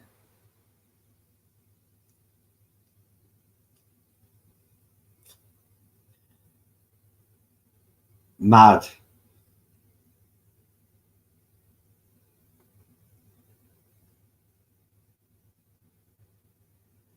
Even if RTD somehow convinces them to let him stick around, I doubt he'd last until the new series was made.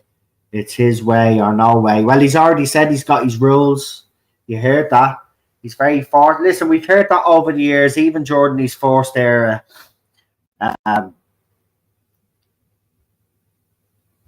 It's been said that he kind of acts like a bit of a dictator behind closed doors on the set. and he does have rules. Apparently, as well, when Shooty was caught seen smoking, he was reprimanded for that. RTD does have strict rules, except he doesn't have the strict rules that he should have.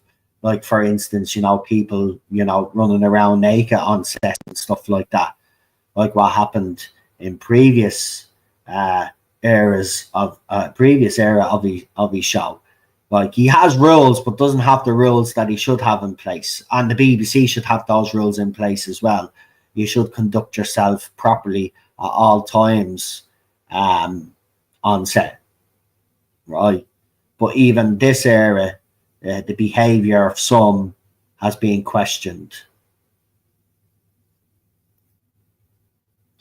So, you kind of manufacture the environment, and when you've got someone like RTD leading it, then the environment is not going to be a very happy environment. And the reason why we know that is because of Christopher Eccleston. So anybody saying that I'm talking bullshit, you just have to listen to Christopher Eccleston.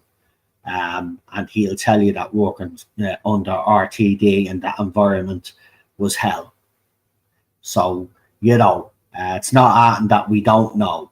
So, yeah, I would say, look, if BBC are desperate to keep Doctor Who going, which I do believe they are, right, then these streaming services have more power than Disney had in negotiations, right? And I just hope that every single one of them that's considering taking Doctor Who on wants RTD out. Because if they want RTD out, there's no way that BBC, if they want to keep Doctor Who going, are going to agree with that. If they want Doctor Who to go, they get rid of RTD, right? They've got to make that decision anyway. They shouldn't be waiting for a streaming service to actually come in and say that. They should already make that decision. If you look at what he's produced, it's not good enough. So make the decision before a streaming platform comes along, and then say, right, RTD is gone, right? And if they want to put forward names of potential showrunners, they can, right? But I do still believe that BBC should have last say on that. Obviously, pick the right fucking person this time, but it should always be left to the BBC because it is a British show after all. And I think they should have a final say on that. But on other things, I think if the streaming service is fronting up the money, they should have some sort of say. Now, not too much, because at the end of the day, the show has to stay British, and I think it's lost its Britishness, to be quite honest with you. Even under the Chibnall era, it didn't feel very British compared to the other eras before it. So that has to be rectified.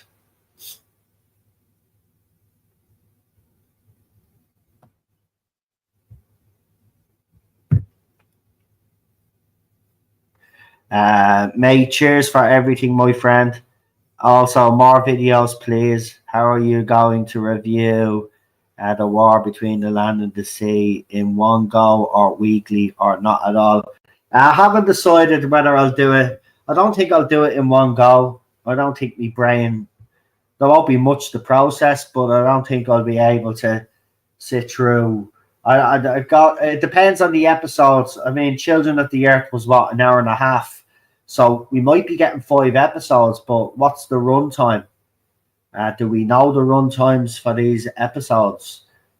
They could be an hour, they could be longer, they could be shorter for all I know. I don't know. But we'll see. Once I know when it's released, then I'll decide how I'm gonna do it. If it's all released I don't know if they're releasing all the episodes all at once, or it's going to be a weekly thing. If it drops all at once, what I might do is I might do half of the episodes one day and then do the rest the next day. Just get it done.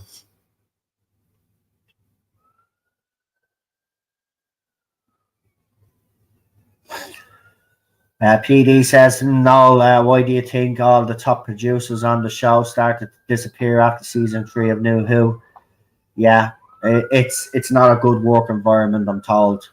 And it's not the first time we've heard it either. So, everybody on the other side, or all these little sellouts, think everything is rosy and everything's brilliant with Doctor Who. It's not. It's not. Right? You just have to listen to people in the know and see what's being actually said. And it's clear as day. Even some on the other side of the fandom have already resigned to the fact that they know that Disney Plus is out. Right? If some out there still refuse to believe that, that's fine. You're gonna have egg on your face after the spin-off of the Sea Devils, and then it's going to be very interesting to see how you all worm your way out of that one, right? Especially those who have went out and deliberately went into people's live streams and told people that they're wrong when they're reporting on everything that has been said in the media. We're all reporting the same thing, except a few people out there that are still saying that this deal with Disney is still okay. It's not. And if you want to believe that, that's fine. But see, what happens is the other people that believe that is fine, they don't go then into people's live chats or then abuse them on X or YouTube and say they're wrong and they're frauds and all of this, when, you have a past history of lying about Shooty Gatwa and filming and all of this other stuff. Yeah, lying about Jodie Whittaker staying as well. Don't forget that. And lying that Chris Chibnall was staying. There were another 2 pieces of whopper lies that you put out when fans were already discussing Jodie's departure and Chris Chibnall's departure. And your major star faith, right, didn't get them right either. So, if you want to still believe that Disney is still in the loop, that's fine. What people don't like is then when you go and do all the things that I've said that you've done. Then you try to play the victim and blame others for your own stupidity.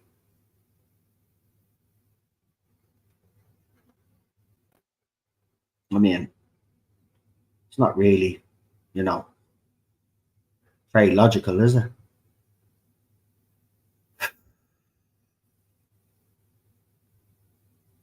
Yeah, so it will be interesting when the news that everybody else is reporting comes true. Then some people are going to have egg on their faces, and that should be enough to exile anybody from this fandom, or for them to keep their heads low. But of course, we know one individual won't, and will try gaslight everybody and spin it that, oh, this is what I said all along.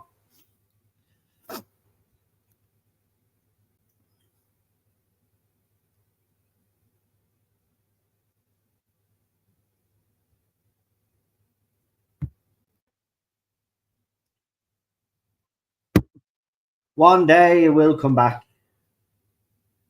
Whether it'll come back the way we want it to come back, that's another story.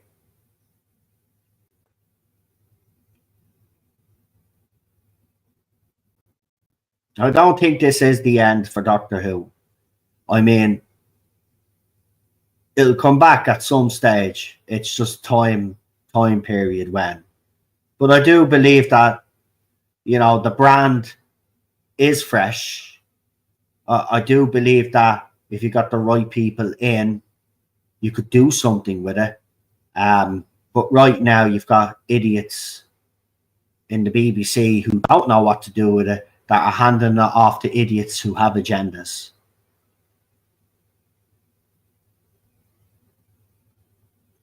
So maybe we'll have to wait for a time that, I hate to say it, that someone becomes, the director or the person in charge of drama on BBC that happens to be a Doctor Who fan who wants to do right by the show, will get in the right people then to run the show. But right now, you got people inside the BBC that want Doctor Who to be successful but don't know what to do with it, so handed it off to RTD. Just like when they made the misstep of letting Moffat convince Chibnall to take it. BBC should have stepped in and said, no, we've got someone else in mind. But of course, because Moffat was powerful, and because he was successful with Doctor Who, no matter what people think about it, was a success, you know, BBC would let him make the succession plan.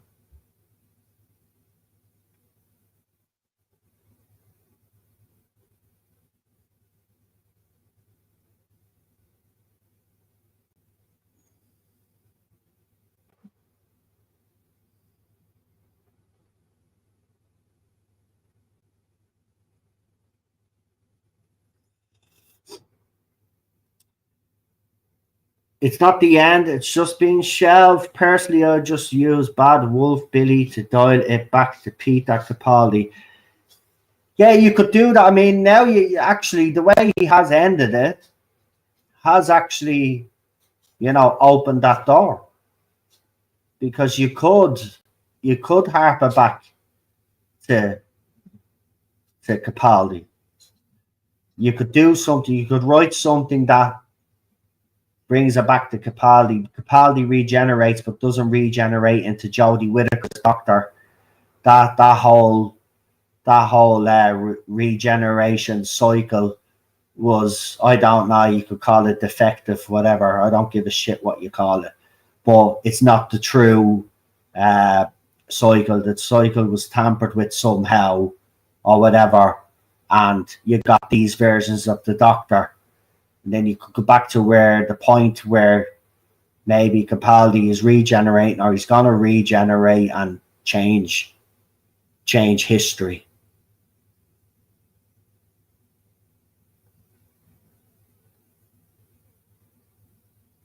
See, it's not this actually would fix it. I don't know if RTD realized when he did that, but this could actually fix the whole problem of the last two Doctors and, of course, Joe Martin's Doctor.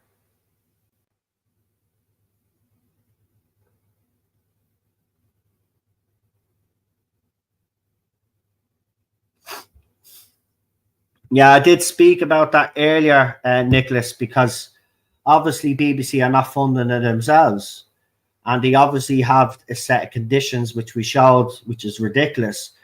But any potential streaming partner that comes in obviously has to front up the money. It won't be BBC. And on top of that, then BBC want them to animate it. So I do agree with you. But it is very interesting that they gave a date of 2027, and the Sun rumor was that Doctor Who was going to go on hiatus until 2027. Imagine if they relaunched the whole brand again, starting off with obviously Toddler Who, and then the main show comes back. But I don't think BBC realised. I don't think there's enough time. Maybe that's why Tom gave the 5, I think it was 4 or 5 years or 5 or 6 year timeline, is when he believes with all of the information that he's gathered, and the former editor of Doctor Who magazine be more in the know than some gobshite in America claiming they have sources. Do you know what I mean? So I'd listen to Tom over I'd listen to anybody else out there, to be quite honest with you. But I even think his 5 to 6 year timeline is a bit too long. I think BBC would want to get this back quicker. Now, I did say earlier on, it obviously depends on how quick they can get a deal done with a potential streaming service. As well, on top of that, they could have, and we have heard a rumor that one particular streaming service wants Doctor Who to take a more serious tone, and you know, they don't want RTD. Now, apparently RTD is not happy about that because he wants to keep the show campy and keep going. And you hear that he wants to move away from the straight. What did he say? He wants to move away from this. Hold on, I'll get it now. He said, where is it? He said, RTD wanted Doctor Who to move away from very straight, masculine, and testosterone-sized science fiction. So he wants to keep it camp and gay. And apparently there's a rumor that one of the potential suitors to take over from Disney Plus want Doctor Who to take a more serious tone. And this is where I believe that BBC now have to make a brave decision here. They shouldn't be leaving it for a streamer and a potential suitor to come in and say, well, we don't want RTD, we want that. They should already be making that decision anyway. They should cut their ties with RTD, say, thanks for coming back, thanks for giving it a go, but we're moving forward in a new direction. Simple as that. RTD will walk away and he'll do his other stuff anyway. It's not going to affect him, right? He'll still continue to do his agenda-driven shit, but it'll be away from Doctor Who, so who gives a shit? So, same with Toddler Who. You know, BBC have terms and conditions for that. It also has to include the diversity and inclusion bullshit. So, you know, there might be a streaming platform that's not willing to do that. So this is why Tom is given his timeline, I think, because some of these potential suitors, any deal that's being made is not going to be made overnight anyway. It's going to take a long time to get this deal done. Now, BBC, I think with the 2027 timeline that they're given, they're hoping to bring it back in 2027. But I think that's why Tom added on the extra couple of years, because he believes it could be a little bit longer before it comes back. And it all depends on whoever the suitor is, what their terms and conditions are. Because remember, they have more power and are in more of a position to dictate conditions than Disney Plus had. Remember, it's after being on the biggest streaming platform, Disney Plus, and it's at the failing on Disney Plus. BBC don't hold all the cards here now this time, whereas they did before.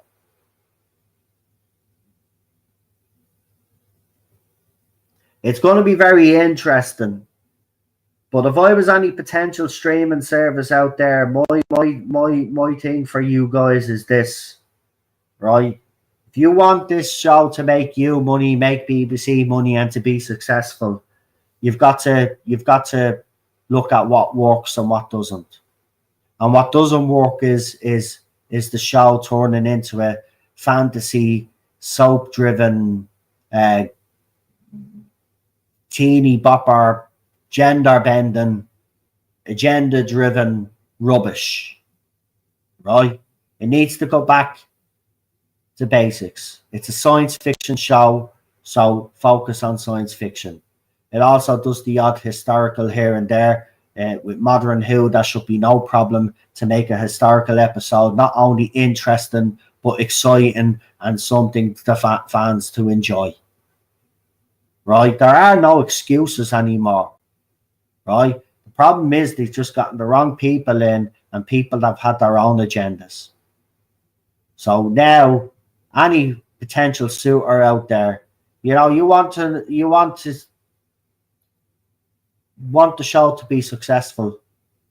You've got to do everything different that the previous showrunners have done. We need something new and fresh, but down to its roots. Simple as that. It's the only way you're going to move forward with this show.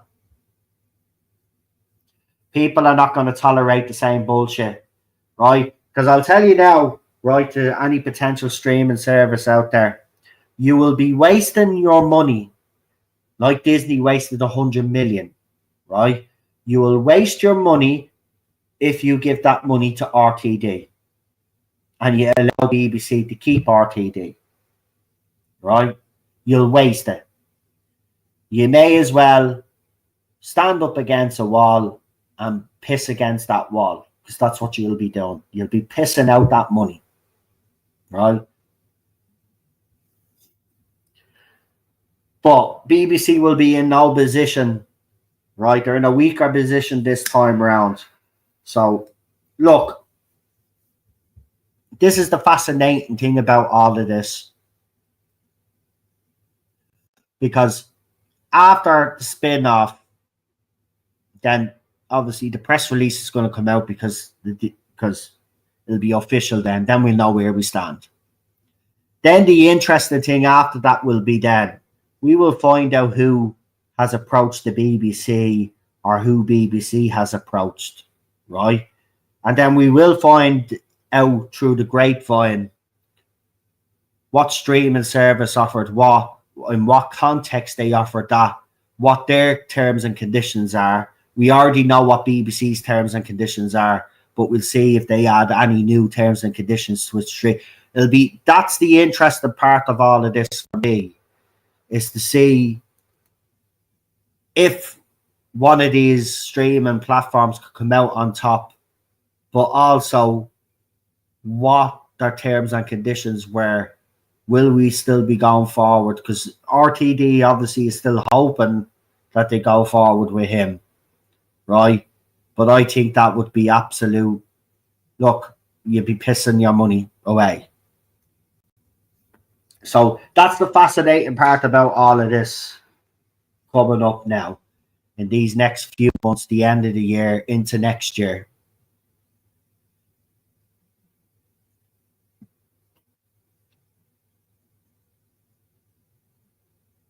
Character options released at 14 Doctor figure 2 years too late and have it at the price of $45.99.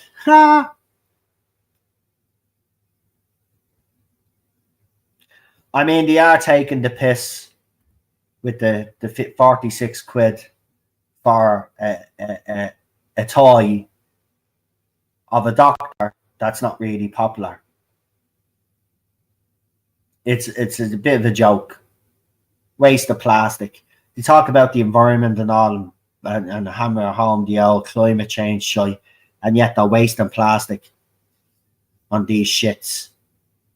Like, if I could get my hands on a Beep the Meep, just for the fact that, you know, I did think the BBC missed the trick there. Yeah, I know the Star Beast was shy, but, you know, Beep the Meep could have been like E.T. or Alf or any of those, Chucky Doll, or any of those things if they had promoted it properly. Even if the episode was shite, they would have sold loads of that Beep the Meep. Like, they've released a little fucking character option figure now of Beep the Meep. Now, it looks deadly and the detail looks deadly, and I'd still love one. But imagine if that had been a plushy toy or something like that. They would have made a shitload of money on that. But they released it too late. Right, go ahead. Garbage has gone off to have some food. See you later. Have a good one. Enjoy whatever you're eating. I still haven't decided what I'm going to have, but I'll think of something. Cut the Raw. New showrunner. Dump Chibnall and RTD Raw. Like Noel said, good sci-fi stories about a madman in a box. Exactly. You do. Like, the whole Rose Tyler turning up is a very interesting thing now, because you can actually now definitively, you know, maybe not erase the previous two Doctors and Joe Martin's Doctor or whatever the rubbish that they injected into it, but you can go back somehow and, you know, change the course of Peter Capaldi's regeneration so he doesn't regenerate into Jodie Whittaker's Doctor. Now, I know that'll upset a lot of fans out there, but as far as I'm concerned, they're not fans. They only like Jodie Whittaker because they wanted Jodie Whittaker's Doctor to scissor Yasmin Khan. Now she's about to scissor Yasmin Khan in Big Finish, and this is why Big Finish is struggling. And that's the ironic thing about it. Like, Big Finish are begging fans to support them, and they're failing, and it's clear why they're failing, but they're so caught up in all of this that they still want us to support Shy. Now go ahead, get the two of them to scissor and to kiss, and watch Big Finish finally put the final nail in its coffin. I can't wait to hear what happens in Lesbian Who. That's what I've called it now, because it's clear they had a rainbow when they announced that they had the rainbow flag and all. So it's clear it wasn't just for it was released Jordan Pride, so it's clear where this Yasmin Khan and Doctor audios are going, and I've already read some of the comments from the people behind it, and they said it will explore their relationship a little bit more than the show did. So it's only going one way, right? There's going to be scissoring in the TARDIS. And Big Finish wonder why they're going under. You don't deserve to be supported, right? End the story. Little rat bags, sellouts, right? Big Finish would be doing fine if it stuck to the model that worked. Doctor Who would be still fine if it followed the model that worked. But they're not. They've gone away from that model. So now they fail, and then they try to point the finger at me, you, and everybody else out there that has been opposed to this bullshit, right? Take a long, hard look at yourselves in the mirror, because you are the only ones that are responsible for the downfall of this great franchise. Well, it's not really it is a franchise now, because we have Sarah Jane Adventures and we have Torchwood, the original kind of Who-niverse.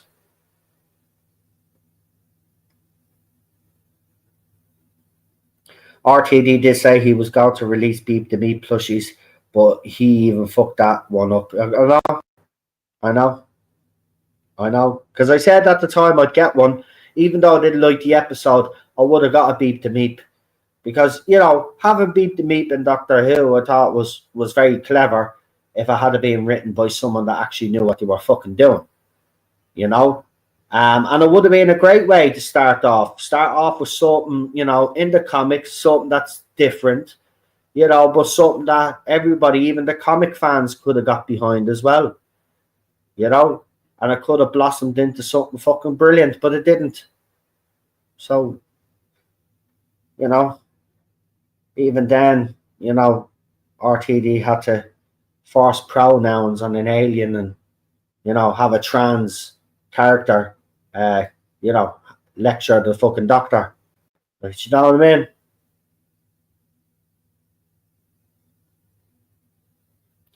I don't bother with the 14th Doctor and the Meeps saved some money. Yeah, I mean, look, leave it for a while anyway, Jack. You'll probably find it in a fucking charity shop in about a month or two, or it'll be 75% off in a month or two. Remember, most of the Whittaker stuff was released and then it go on sale for nearly 85% in some cases. So, it doesn't sell, man. What's keeping this whole thing afloat is classic. And that's the thing.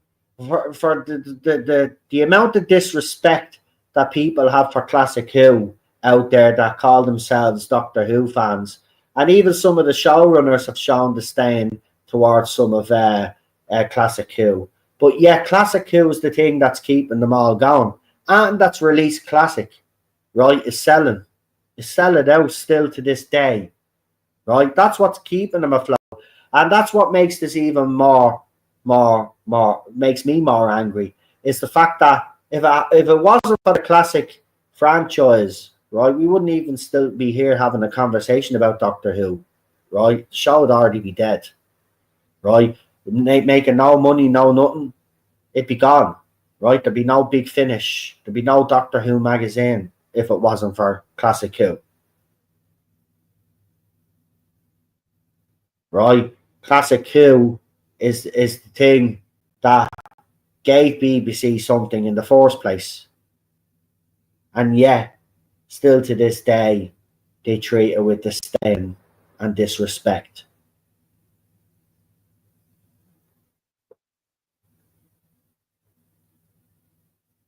You can still buy the collector's edition of Season 7 in HMV. The classic series sales are down as well. Tennant sold his character out. I can just about stomach him as 10 now only now. Me and Lee were discussing how they're screwing over classic fans with half-assed merch. Yes, no, it's the same with Star Trek and Star Wars.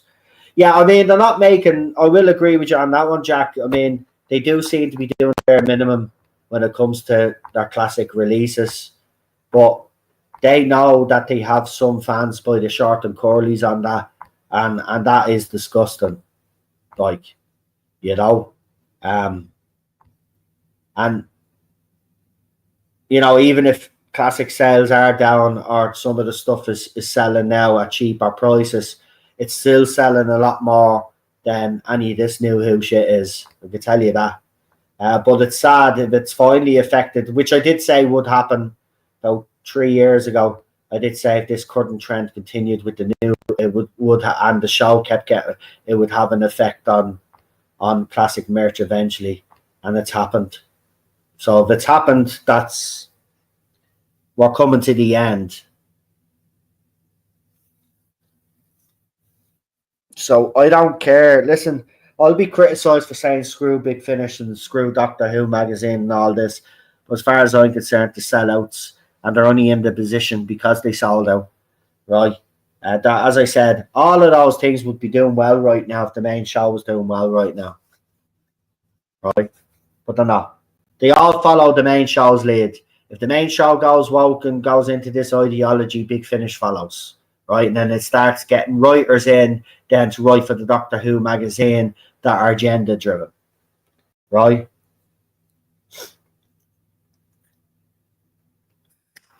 And RTD is very vindictive, by the way, with his comments. It's just that according to me there, that he is actually very vindictive when he said he wanted to move away from very straight, masculine, and testosteronery sci-fi. I mean, that's very bigoted, you know.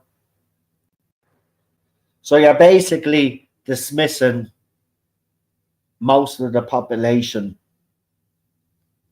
of the planet, not just the UK and Ireland and wherever else they watch Doctor Who, the planet, because not everybody's gay or lesbian or bisexual. I think that's very arrogant. Actually, if I was a lefty, I'd say that's very bigoted from a racist. You know, I'm surprised he didn't stick the word white in there, right? But that's what Doctor Who is, right? Nobody is saying that you can't have gay characters on the show. You don't make it about that they're gay and who they're fucking though. You give them character development. You give them traits that fans can support and start to love that character and stuff like that, and not even worry about or not even think about the fact that they're gay or straight or whatever. Right? But unfortunately for RTD, and he hasn't realised this, that, well, probably not now, but back then most of your audience was straight and masculine. I mean, there's nothing wrong with that. Like, do you know what I mean? Like, you're trying to say there's something wrong with that when there's nothing wrong with that. I mean, that's what made the show successful. That's why it stuck around for so long, because it was straight and masculine. The Doctor isn't gay. End of story. Right? He's not gay. He's no interest in sex. Right? But modern Who, have made him a little bit interested in sex. Right? Okay? And, that's not what he is. And I think Peter Davison as well said something similar to that. Right? Okay? So, get over yourself. We get it. You're a gay man. You do things differently. Well done. You want a medal? Like, seriously. Like, the self-entitlement here is off the charts. Like, you know what I mean? If you want a gay sci-fi show, make a gay sci-fi show. I wouldn't say it'd be very successful, to be quite honest with you. Because, anybody that writes a gay sci-fi show is going to just make it about the fact that everybody's gay and not actually about sci-fi. So go ahead, knock yourselves out. Right? But Doctor Who has to be written a certain way. It's an intelligent sci-fi show. You know, the characters are developed. You know, we grow with the characters. We go on a journey with the characters. Not nowadays. Not nowadays. I mean, he introduced Rose Noble, right? Trans character. What do we know about Rose Noble? Not very much. Not very much, but she appeared a few times to give the Doctor a lecture and, you know, just to be there in the background. That's not character development. I mean, if you're going to put your eggs all in one basket, make a big deal out of a trans character and do absolutely nothing with it, don't expect fans to not see through your bullshit. You know what I mean? Don't sit there and say, you know, oh, why are they all giving out for? They're all a bunch of, you know, transphobic, blah, blah, blah, blah, blah. I mean, Captain Jack was gay or bisexual, whatever. Nobody gave a shit that he was gay and bisexual. He was a good character, Captain Jack. Right? He was an interesting character. He had layers like an onion. It wasn't just about the fact that he was gay or bisexual or whatever. You know?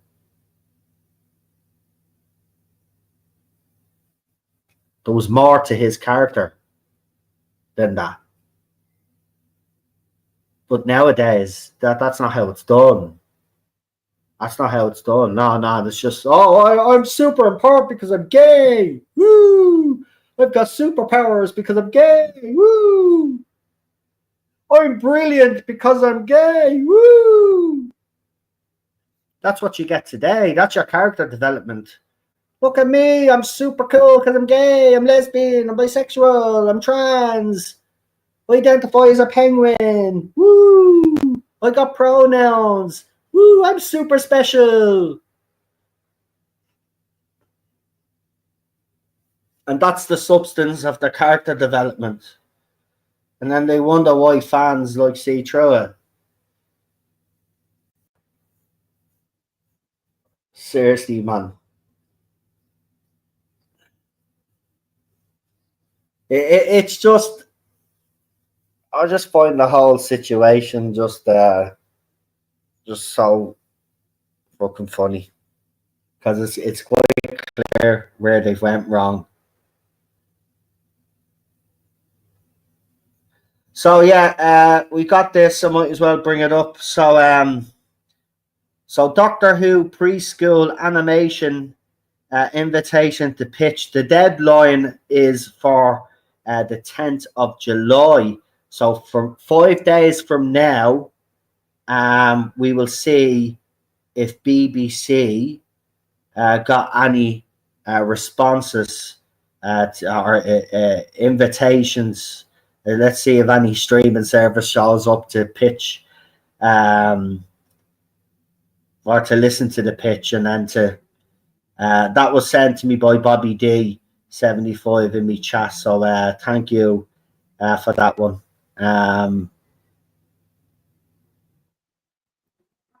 So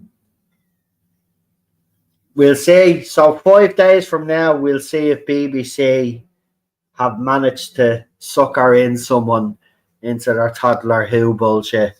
But if they do, then I will say this. Then that would be a good sign for BBC that they can potentially get a new streaming service for the main show. If someone is willing to foot the bill for Toddler Who, maybe it could be the same streaming service take on Toddler Who and the main show. But I think for Toddler Who, they're looking for a little independent. Did they say independent or not? I forget. I have to go back and read the shit again, but I did put it in the video. So 5 days time we'll know if there's a possibility that this goes ahead.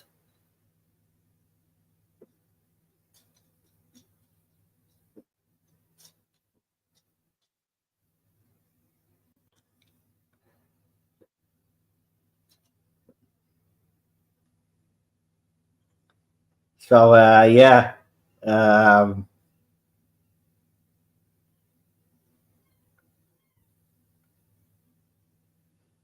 Lost Girl, Dark Matter, Killjoy is all sank without a trace. A PD there with super gay, yay! Exactly, man. Exactly. That's what he's saying with that statement, right? He doesn't want Doctor Who to be for the masses. He wants it to be for a select community, basically. And what happened with all of these fans that were screaming from the rooftop saying Doctor Who was for everybody? Well, no, your showrunner has made it clear that Doctor Who is only for the LGBTQ plus community. So, you know, there goes all your audience.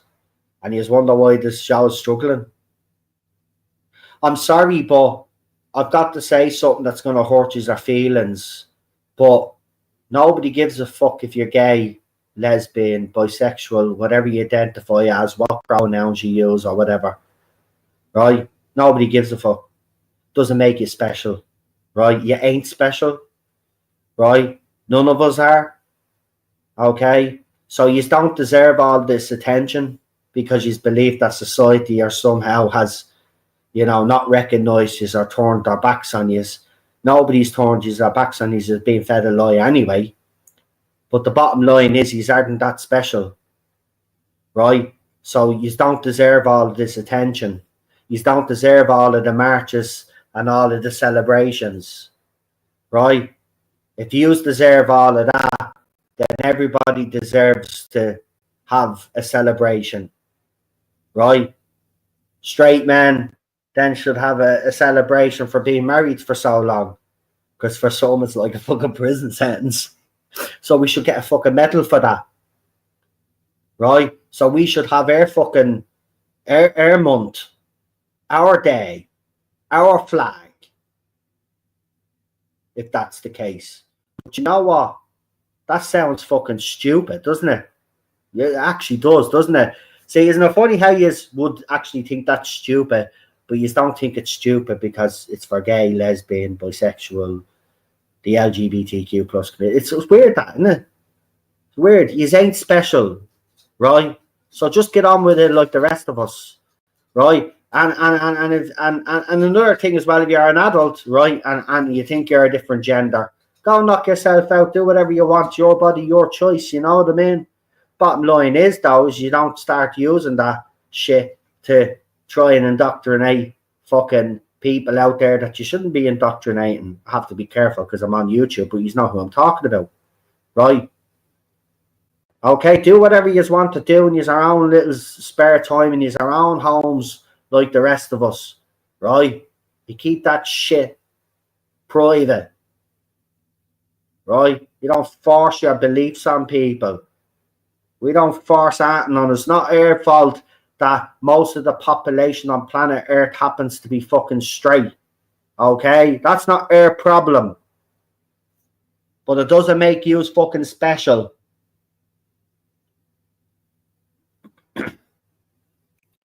Fucking sick of this. I said it the other day on X. You know, there's a big pushback happening now against all of this. And in a few years it will be gone away. But the damage it's done is unbelievable. But these people have to understand nobody gives a shit who you are or who you think you are or what you want to be, right? The problem that we have, which is that you try to force that on people, you try to silence people, you try to bully people into submission. And you know what? I've had enough of it, right? You ain't fucking special, so get over it. You don't get a participation medal in fucking life, right? You don't get everything handed to you in life, right? Life is fucking hard. You have your ups, you have your fucking downs, right? You will always have people out there, me included, right? I have people out there that don't like me and can't fucking stand the sight of me, right? Okay? That's just fucking life. Okay, then you got the opposite, that are people that do like you and all of this. That's just life. It doesn't mean you start crying, playing the victim and blaming everybody else because you're too fucking weak to fucking stand up for yourself and fucking be your fucking self. So then you turn to all of these people that feel the same way as you And then these people then have people that they listen to, and then those people are telling you, well, it's society's fault. It's not your fault. We've got to change society to make you feel better. Instead of you trying to fucking change yourself and be who you fucking are, people telling you that you're someone else and you believe that bullshit.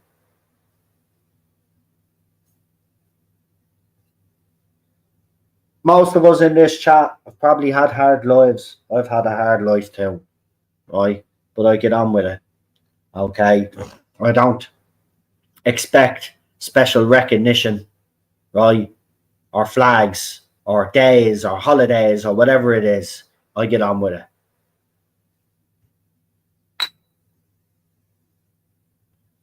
Anyway, on that note, I think we'll leave it there. But I will keep an eye on that. I will keep an eye on that Toddler Who business. 5 days from now. So that's what we in Saturday. Is it Saturday? It's Saturday today, isn't it? Sunday, Monday, Tuesday, Wednesday, Thursday. So on Thursday, we are we will check that out. Also, just to let you know, there's another podcast happening on Jack's channel. I'm going to put the link in there now in a second. Himself and Lee are going to be streaming, or they're already streaming. So I'm going to head off here, so you guys go into them. I'm going to put the link in now, so you guys can go and support them. I'll see some of you in the chat as well. I'm going to switch it on myself and go in there. So here we go. It's there. Right. So there's this new thing on YouTube where it does this top fans thing. So it's whoever's made the most comments in the live chat. So the top three, I'm just doing it for a bit of fun, but the top three live chatters are in third place, we've got Garbage. In second place, we've got Daleks Lives Matter. And in fourth place, we've got PD Rich. So PD Rich has made the most comments in the live chat. It's a new thing on YouTube called Top Fans, and it tells me who has made the most comments in the live chat. So I think that's a bit of fun there. So yeah, there you go. So I'll put that stream in there. I'll just put it in again. I don't include in it, so don't worry. Even if I leave a comment, it doesn't read because I'm obviously the host. But so the top three: Garbage, Daleks Lives Matter, and then PD Rich have made the most comments. So thank you. But to everybody, thank you, and thank you for the continued support on the channel. I really do appreciate it. And it's nice to see. Look, I know that you will stick with me no matter what happens with Doctor Who. Anyway, we'll move forward. We'll do something. We'll grow as a community anyway, and we'll continue to have a bit of banter and streams and stuff like that. So nothing will change. Maybe just the topic of conversation, obviously. But I just want to thank everybody that has continued to support me over these last few years. It makes it sweeter when I see that someone's having a meltdown right now on X, which is brilliant. You can have all the meltdowns you want. Yeah. The bottom line is, you thought you could come at me and fuck around with me. The bottom line is I dropped a few truth bombs and I'll let you know exactly what I think of you. And if you continue to utter my name and to attack people that associate with this channel, well then I'm going to continue to push back against you. Your days of bullying in this fandom are coming to an end. You mightn't realise it, but they are going to come to an end, and I'm going to make sure I'm the one that ends it. Especially after it comes out that Disney Plus are gone, you're not going to have anywhere to hide, and you're not going to have a leg to stand on. And I can't wait, by the way, because this will be it'll be comedy gold. But I can't wait until you spin it, until you try and worm your way out of this one, because you're not going to be able to worm your way out of this one. And you've already been proven to be a liar anyway in relation to Shooty Gatwa, in relation to filming, in relation to season 3. You were also lying about Chris Chibnall staying and Jodie Whittaker staying. So this one is the biggest fuck up of them all, because you've continued to go into people's live chats, you've continued to attack people on X, and you've continued to attack people on your YouTube channel, but yet you want to play the victim. I cannot wait when it's announced that Disney are gone, because you're done. You're done then. There's no coming back from this, especially the way you've behaved over the last year over this. There is no coming back from this. So, good luck with you. So enjoy your little bubble universe right now that you're the Lord and Master, because that all comes to an end in a few weeks' time when this spin-off drops and we finally know the future of Doctor Who. And all of those people that you've bullied and harassed, are not going to just stand idly by and let you try worm your way out of this one. You won't be worming your way out of nothing. Right? Anyway, go over and watch Jack. I'll see you over there in the live chat in a few minutes. Right? Have a good one. I will be streaming with Jack soon. I have to actually text him on that. See if he could do I think we mentioned Sunday, so I might be back tomorrow, so look out for that one. I'll just have to check with Jack now. Obviously I'll go over to that live chat now. I don't know if he got banned off people's channels, but look, he's been banned off my channel for a long time, and I have no problem saying that, especially after the early days when he was sending people into my channel say horrible things about me missus as well.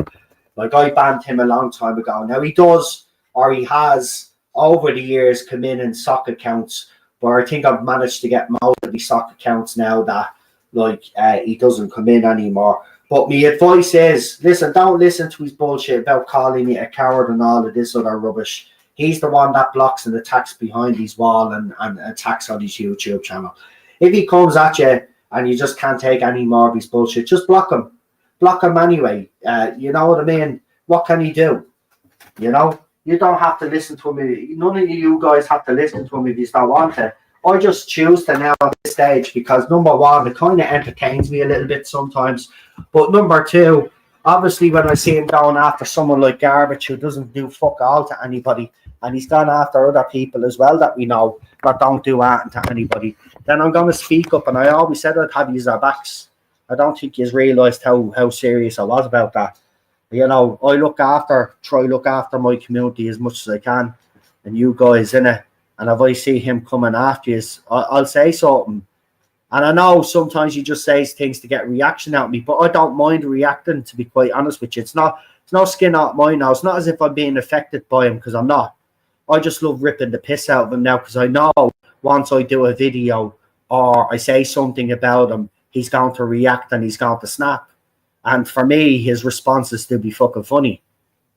But he can call me all the names he wants. He can call me a fraud. He can call me a loser. He can say he's sue me. He's going to sue me. Go ahead. Sue me, do me, everybody, Matrix Lord me. Go ahead. You've been saying that for years. You've threatened other people to sue, and you've done fuck all about it. So go on. If you're going to sue. Go ahead. Bring it on, buddy. Bring it on. Do you think I care about you threatening to sue me? I don't. Sue me if you're going to fucking do it. Right? If not, shut your bloody mouth. Simple. Do it or shut it. Simple. right? And it's as simple as that. It's not even hard, but you can't help yourself. So you're not going to shut it, right? So you're not going to sue nobody, yeah? Yeah. Did you know why you're not going to sue anybody? Because you don't have the money to do it, because you're a loser. I told you this already in my last video. You've wrote all of those books, you've done all of these other things, but yet you don't have a penny to your fucking name. You don't have a penny to your name, right? J.K. Rowling wrote a book. She's a multi-millionaire, right? The woman that you tried to copy, you know, that did 50 Shades of Grey, and you tried to do your own fucking pathetic version, right? She made money. She got a film. You didn't. Yet you claim you're successful. Successful writer is a person that's wrote successful books that have made them a shit ton of money, not sitting at home eating donuts or pizza on a YouTube channel, gaming.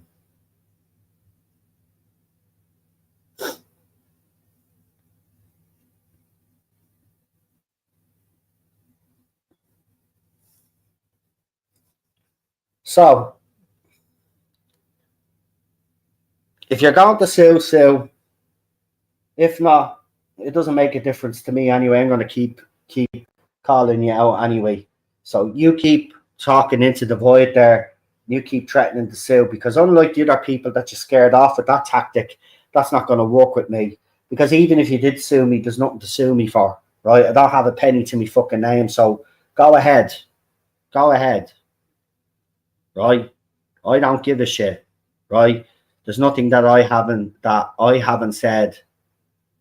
There's nothing that I've said that isn't true. Right? You are a liar. You have lied. I can actually prove it by all your videos about Shooty Gatwa, Jodie Whittaker, Chris Chibnall. Right? Even them alone proves you're a liar. So I'm not saying anything that isn't true. You lied about those things and you are wrong about those things. So go ahead. You go ahead and sue. You have your little meltdown. You do your 20 little videos and your hundreds of X posts, right?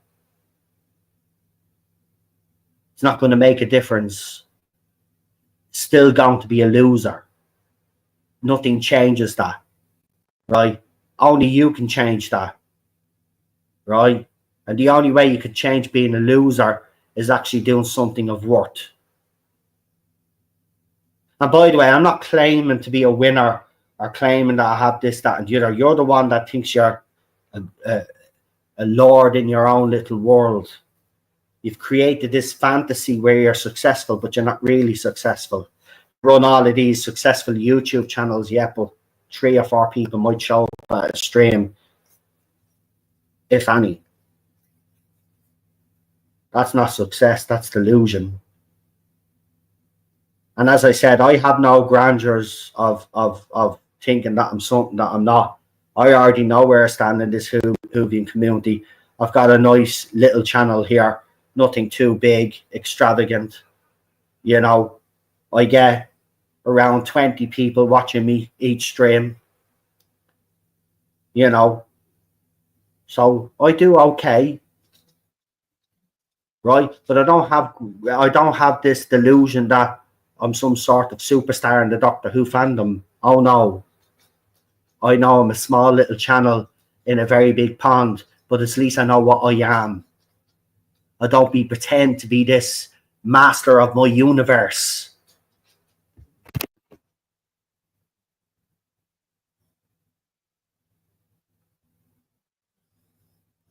Anyway, I'll leave it there. And I want to thank you all, as I said. I don't know. I can't answer that question.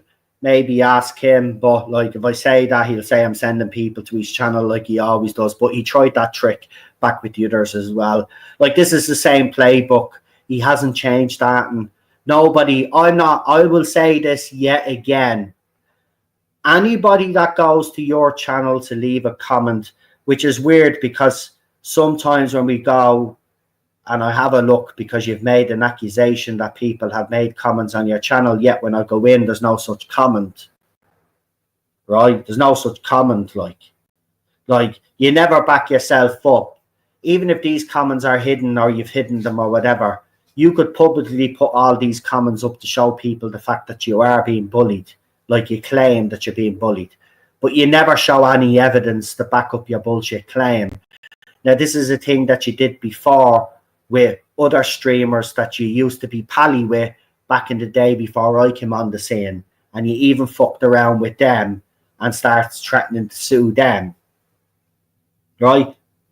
You know, you think I haven't looked into what you did before I came on the scene. I know everything, the way you behaved, and you're still acting the same way.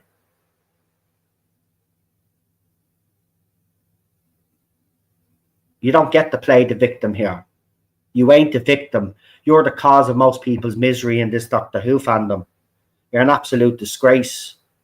And as I said, I don't believe you are a Doctor Who fan. You latched onto this show because it was popular, because you're such a loser in life. You want to be somebody, but you're not going to be anybody. And this explains the reasons why you want Doctor Who to stay on TV as well. It doesn't matter how bad this show gets. You need Doctor Who, because without Doctor Who, your channel goes fucking nowhere, right? Because you have nobody to bully. You have nobody to call out. You have nothing to talk about. So sue me. Go ahead, fake fan, fraud, loser, liar.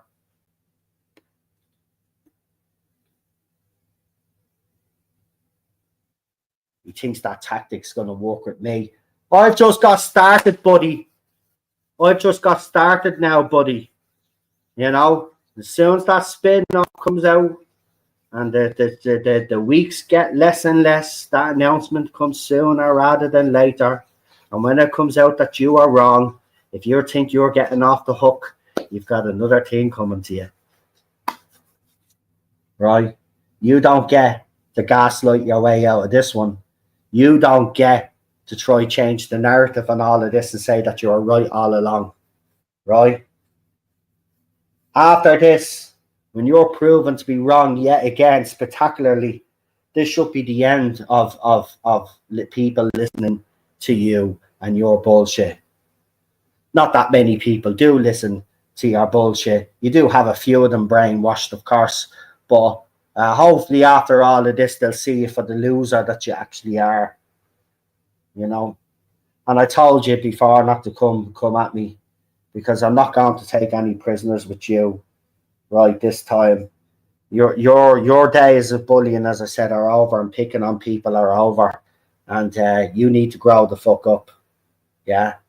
You're a 50-odd-year-old man who acts like a fucking 12-year-old. Actually, no, 12-year-old's more mature than you. You act like a fucking kid. That's what you do. You act like a fucking kid. You're a grown-ass man. You act like a fucking little 3-year-old. Right? Because you have to be right, even though you're wrong. And you see, you know, as I said, most people wouldn't give a shit if you put out your bullshit. Right? But it's the fact that you go down and attack people like Dan, like you did with Dan when he was putting out his stuff, like you did with Lee, like you did with me. People wouldn't mind you putting out your bullshit crap if you didn't go after people. But you go after people, then you play the victim. Right? I know you don't have any sources. Right? I know you're a bullshit liar. Right? But even then, I wouldn't give a crap. I'd say, right, he's grifting. Fair play to him. Right? But even after you're caught out in your lies, and even after you're proven to be a liar, you still maintain you've been correct. You're deluded. Anyway, I'm off now to cook some dinner and listen to Lee and Jack and see what they've got to say anyway, see what they're talking about. But yeah, you attacked Brendan on the Sense Sphere as well. I know, JWC. I know, he plays the victim on X like he is now, right now. Like, but you know what he's like. I know what he's like. TARDIS Time knows what. There's a lot of people in here that know what he's like. Right? All he's done is cause misery to people. And he plays the victim himself. Right? Grow the fuck up. I don't know what happened to him, right, growing up or whatever it was. But whatever made him wherever made him believe all of these delusions, believed he's the best person in the world and all this other bullshit, like they did him a disservice because he's an arrogant asshole. That's what he is, right? Like if he dropped the attitude, dropped the way he talked to people, and actually listened instead of shouting over people, he'd actually probably be a person that you'd get on with. But he's the type of person, you hear him, he's loud, he's a loudmouth, right? He's a loudmouth because he has to drown out everybody else because he has to be the focus of attention.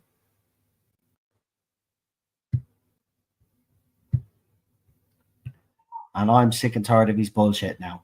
Anyway, I'll talk to you for the next one. Don't forget to like, share, subscribe. If you want to leave a comment on that and I've talked about, you're more than welcome to do so. And I just have to mention it again. I do have that Buy Me a Coffee campaign. I know everybody is a bit tight at the moment with cash. But if you can help me out in any way, I'd really appreciate that. As I said, should be back tomorrow, hopefully. Might be back tomorrow. Look, if I'm not back, if it's too short notice for Jack, I'll come back tomorrow myself anyway. We'll probably do an afternoon stream or something if Jack is not coming on. I just have to double check with Jack if he wants to do this Sunday or we leave it till next week. But either way, I'll come back tomorrow and we'll have it. Damn. Sorry, been talking too much. I'll be back either way tomorrow, so just look out for the live stream, right? Could be with a guest or it could be on my own. That's the way I'll just put it. So yeah, thanks for being here tonight.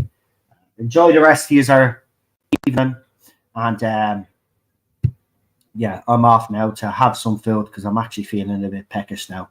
So yeah, I'll talk to you soon. Have a good one. Go over to Jack's channel. I'll see you over there in the chat. Have a good one. Bye bye.